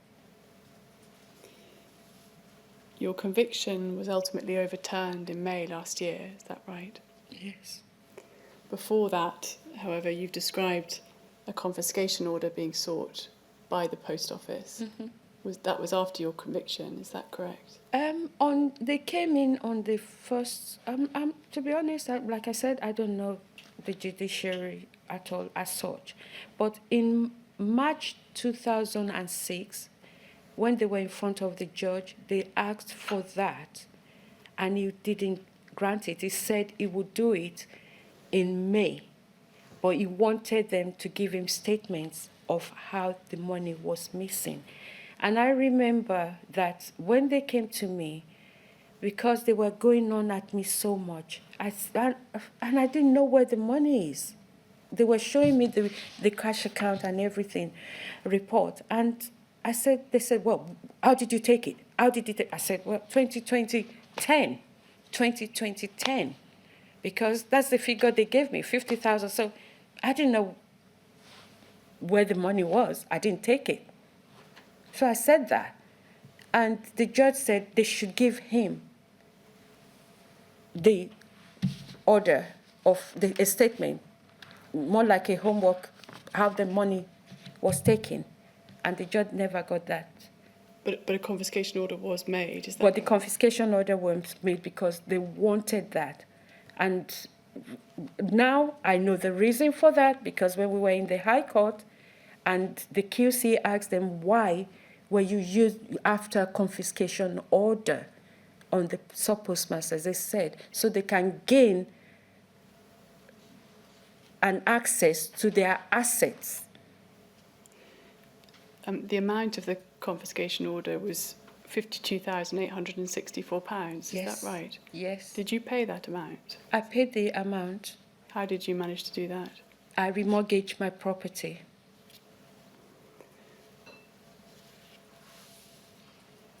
How much do you think you paid to the post office in addition to the confiscation order to make good the shortfalls that were shown by Horizon?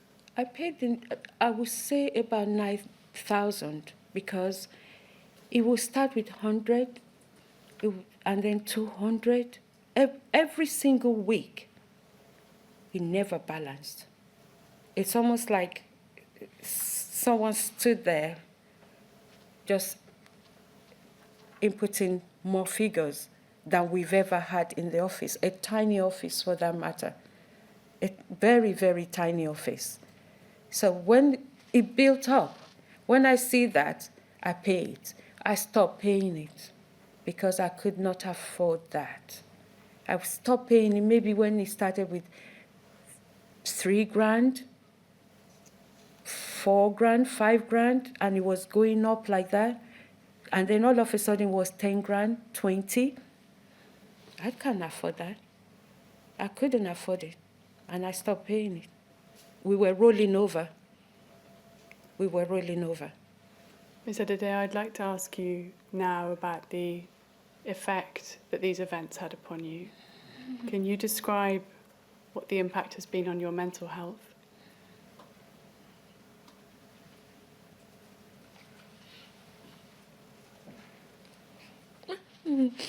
Yeah, it was awful because I became very, very, very angry. I became also, I didn't want to talk to anyone. I didn't want to see anyone. I didn't want to talk to my husband.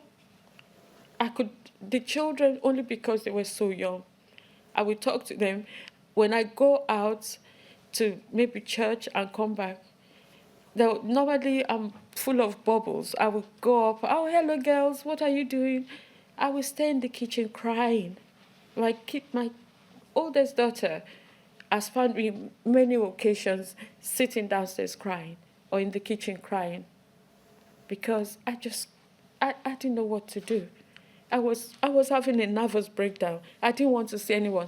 The curtain in our house used to be like pulled in the middle. I didn't want them to go near the curtains. I didn't want to go out. I didn't want to go out. They missed out on socializing as well, because if anybody invited them to like birthday party, I would find an excuse to say, oh, no, you can't go to that one, because I couldn't face anyone. I couldn't go to the school gate to meet them because I was so ashamed. You described suffering weight loss at that time. Yes, I did, because I couldn't eat. I was worried. Everything I have held so dear, all my plans, all my aspirations went down the drain. And I didn't go shopping. I would go shopping at night. I really couldn't face people. I was worthless. I was rubbish. I would stand outside at the shop, or if I drive around in the area, people will stare at me. Some will actually physically stare you out, almost like scumbag. She stole the money. I was the pillar of the community. They all, hello Dara, hello you, hello that. And I'm like, okay, I was like an agony aunt in my shop for them. They will come, everybody will be telling me all their stories. What help they were, what advice and this. And all of a sudden, I've been stealing. This is the thief. They wrote it on the wall. Thief. Where was that written? It was written on the wall of the shop. Was your conviction reported in the local press? Yes, it was. The day it was in the local press, I went round where they put the papers, because I do papers and I have paper rounds. I looked at the front page of the paper and I locked up and I went straight back to bed and covered myself up. I just stayed in bed. I told the kids they're not going to school. You're not going to school today. Sorry. Because I just couldn't face anyone. I couldn't face anyone. I just went straight back to bed and I covered up in bed. I just put the duvet over my head and I wanted to die. I really did want to die. I really did. The kids were very supportive. My other half too. He would talk, but I couldn't hear him. I don't want to hear, because I'm not useful. If I die, it will be easier for all of you to go forward, because the shame will stop with me. Even though my daughter was pulled in one of our trips outside to the shop that your mom robbed a bank. I heard your mom robbed a bank. And my daughter, because they don't know all these things, she just looked at her and said, well, sorry, my mom didn't rob a bank. And then she walked off. But she was upset by the time she got home. She was absolutely upset about it. It was terrible. It was absolutely terrible, terrible period. A very dark, horrible, horrible period. I was a recluse. When they repossessed my property eventually, and they moved us into this village, it was like, oh, thank God, I'm in a village where nobody knows me. Well, let's just keep a low profile. Nobody knows my name. I started using the name that nobody knows, so that they won't link me with the atrocity. I didn't take them to doctors for years, we're not talking months. They would say anything, no, we're gonna sort it out in the house. When we moved and I wanted to register them, because they are getting a bit older, and I wanted to register them at the surgery, they've taken all our medical reports and put it in archive with Kent County Council, because they've never seen us. They haven't seen us, so they didn't know whether we are around or not. Because I couldn't face all those things. I just couldn't face them. It was awful. You've described your property being repossessed. Yes. You say in your statement that when your post office branch closed, you fell into debt and into mortgage arrears. Is that right? Oh, yes, into massive debt. It was just building because the shop wasn't doing very well. People won't come. The thief is in there. Well, she's taking her bit. That's it. So they won't come. We have the light on from morning till night. You can tell what you have in the safe, in the till. Nothing. So I had to make a decision, like, what do we do? Did you try to sell the branch? We tried to sell it. Nobody wanted it because it's got everything to do with stealing. They didn't think they could work with it. And nobody wanted to touch it. You'd get the odd people coming. I don't know whether to come and laugh or just to put a face to the thief. They look at you and you have hope, oh, maybe they will. You just walk away. Oh, sorry, we're not interested. Just like when I was looking for employment, I was treated the same way. You tried to find other work, is that right? I tried to find other work. I got one, and it was good. They said, oh, she's picking up very well, and this is one to watch, she's really good and all that. And then we got into the office after the training, and I heard they're going to do a enhanced DBS on the newbies. So I sat there and I was like, oh my God. And I thought to myself, this is the time when you've got to go and tell them. You can't wait for them to find out. So I called my manager and I said, can I have a word? I'm sorry. I have a criminal record.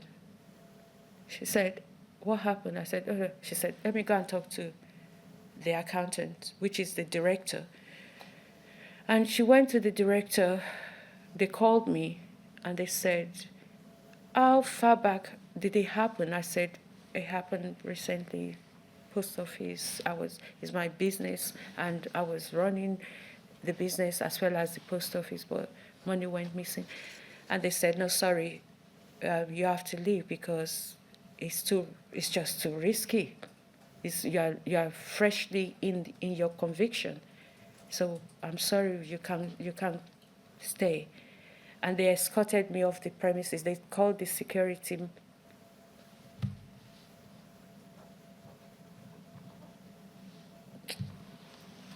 They called the security man to escort me off the premises to my car, walked me to my car to make sure I got off the premises. And many more like that. The recruitment agencies don't want to engage with me. As soon as they do, they check. They don't want to engage with me. Your family were affected by what happened, is that right? Yes. You've described your 3 children at school suffering bullying.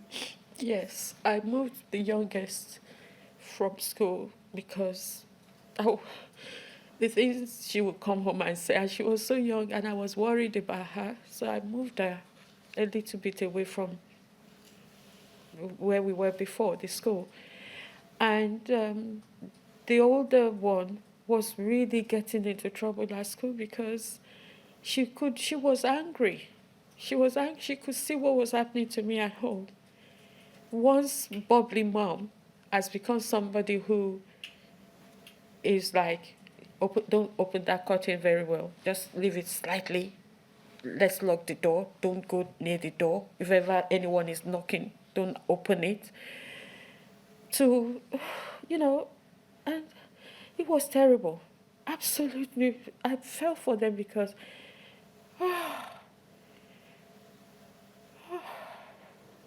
they were lost in it all. They didn't know what to do, how to help me. And I didn't know how to help them. Didn't know how to, because I was in a dark place. I've never done anything, not one record with the authority. If they said, line up over there, I line up. Jump, I jump. That's me. If it's anything wrong, I might ask later, why are we all jumping? But that's what the protocol is. I'll do it. So when all this was happening, I couldn't understand. I was upset, extremely sick. I was sick. Actually, I was actually physically sick, mentally sick.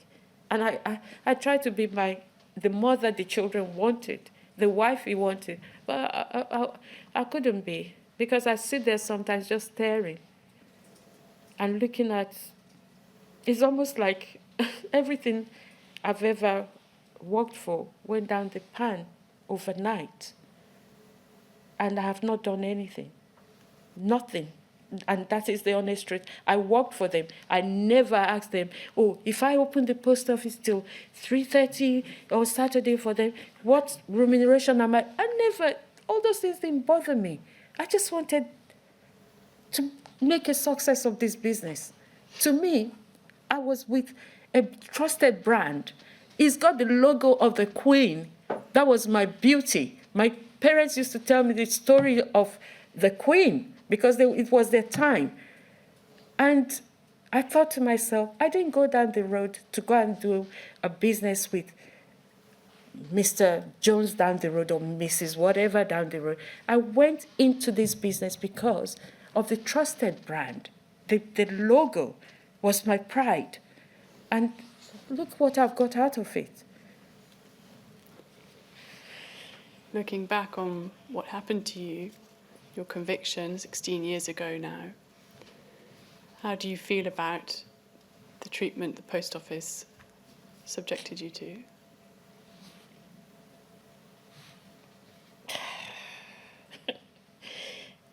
I think to them I'm still a thief, and I'm extremely upset with them because when they came out and said, oh, they were going to give everyone this interim payment because, you know what? We have done wrong. We want to learn from our mistakes. We want to move forward.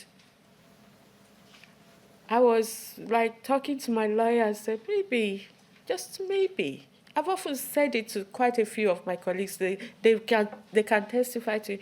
Maybe something went wrong. Maybe something went wrong and they could tell us what it is. Maybe we should give them the opportunity to explain, because this is out of this world, to actually look at the number of people you prosecuted. When did it not occur to anybody to say, hang on a minute, this cannot be right? They came into our business, into a partnership with no criminal record. They're working out with criminal record. Let's look at what we're doing. I didn't get that feel. When they put up interim payment, I got a letter saying my case was not integral to the horizon. And I thought to myself, hang on a minute. We went to court. The lady judge read out, because they have no evidence. They didn't come with any evidence. They didn't come back in 2006 to give the judge anything. And they are saying that I'm still a criminal. The judge told them to let us move on with our lives and hope we can put all this behind us. But when it came to interim payment, you turned around to tell me, that is my word. It might not be what they said, I don't know. But my word looks like, that word to me looked like, the judge might have quashed it, but you are still a criminal, and you stole the money. Are you saying that notwithstanding your conviction being quashed, you've been refused any compensation? Yep. They refused the interim payment. What do you think the post office needs to do to put these things right now? These are real people. And it's not just us it affected our family. All our families. There's nobody that can say this does not have like a domino effect into the family. They need to come. I'm willing to hear what they've got to say. What happened? Who knows it? Who actually came up to say, hang on a minute, this computer is not what we think it is. Let's do something about it. Let's look at it. Let's halt everything that we're doing, and let's do something about this. Get the engineers to look at it. It's a computer. Look at it. Look at what has gone wrong. And stop the goalposts. They've got imaginary goalposts, and they move it about to suit them whenever they want to. And I'm not very happy about that, because this is the time. There is time and place for everything. This is the time you can heal the people you have wronged. This is the time to sit together and come forward and say, we are truly, truly sorry about what we did to you and your families. I've no further questions for you, Ms. Adedeo. Is there anything you would like to say? No. Chair, do you have any questions for the witness? Well, I would like to ask Mrs. Adedeo a little more about the refusal to grant her an interim payment. Mrs. Adedeo, I take it that this has happened quite recently, has it? Yes, it did. Straight up. Sorry, sir. No, that's fine. And I take it that either you or your lawyers must have the letter which contains this refusal. Okay. Would you be prepared to send that letter to me, please, so that I can read it for myself? Yes, I'm more than happy to send it to you, sir. Thank you very much. I'd like to see the terms of it. Thank you, sir. And thank you, Mrs. Adedeo, for being brave enough to come and describe all these events which have impacted upon you over the years. I'm very grateful to you. Thank you so much, sir, for this platform. Thank you very much. This is not my comfort zone, but I thought today I have to come, and I have to come and say my bit, because it's the mental issue is starting all over again with me, and I just wanted it out for the sake of my children, so that they will know that this is it. It's out now. And I just need someone to just stop them. Stop them. Stop what they're doing. The game they're playing right now. To stop. Stop. We are all getting old. We are not spring chicken anymore. We are old. The children were under 12. My oldest is now 29. All right. Thank you, sir. Thank you again. Thank you, sir. Miss Hodge, it's about 1:20 now, I guess. So shall we start again at 2:20? Yes, sir. Thank you.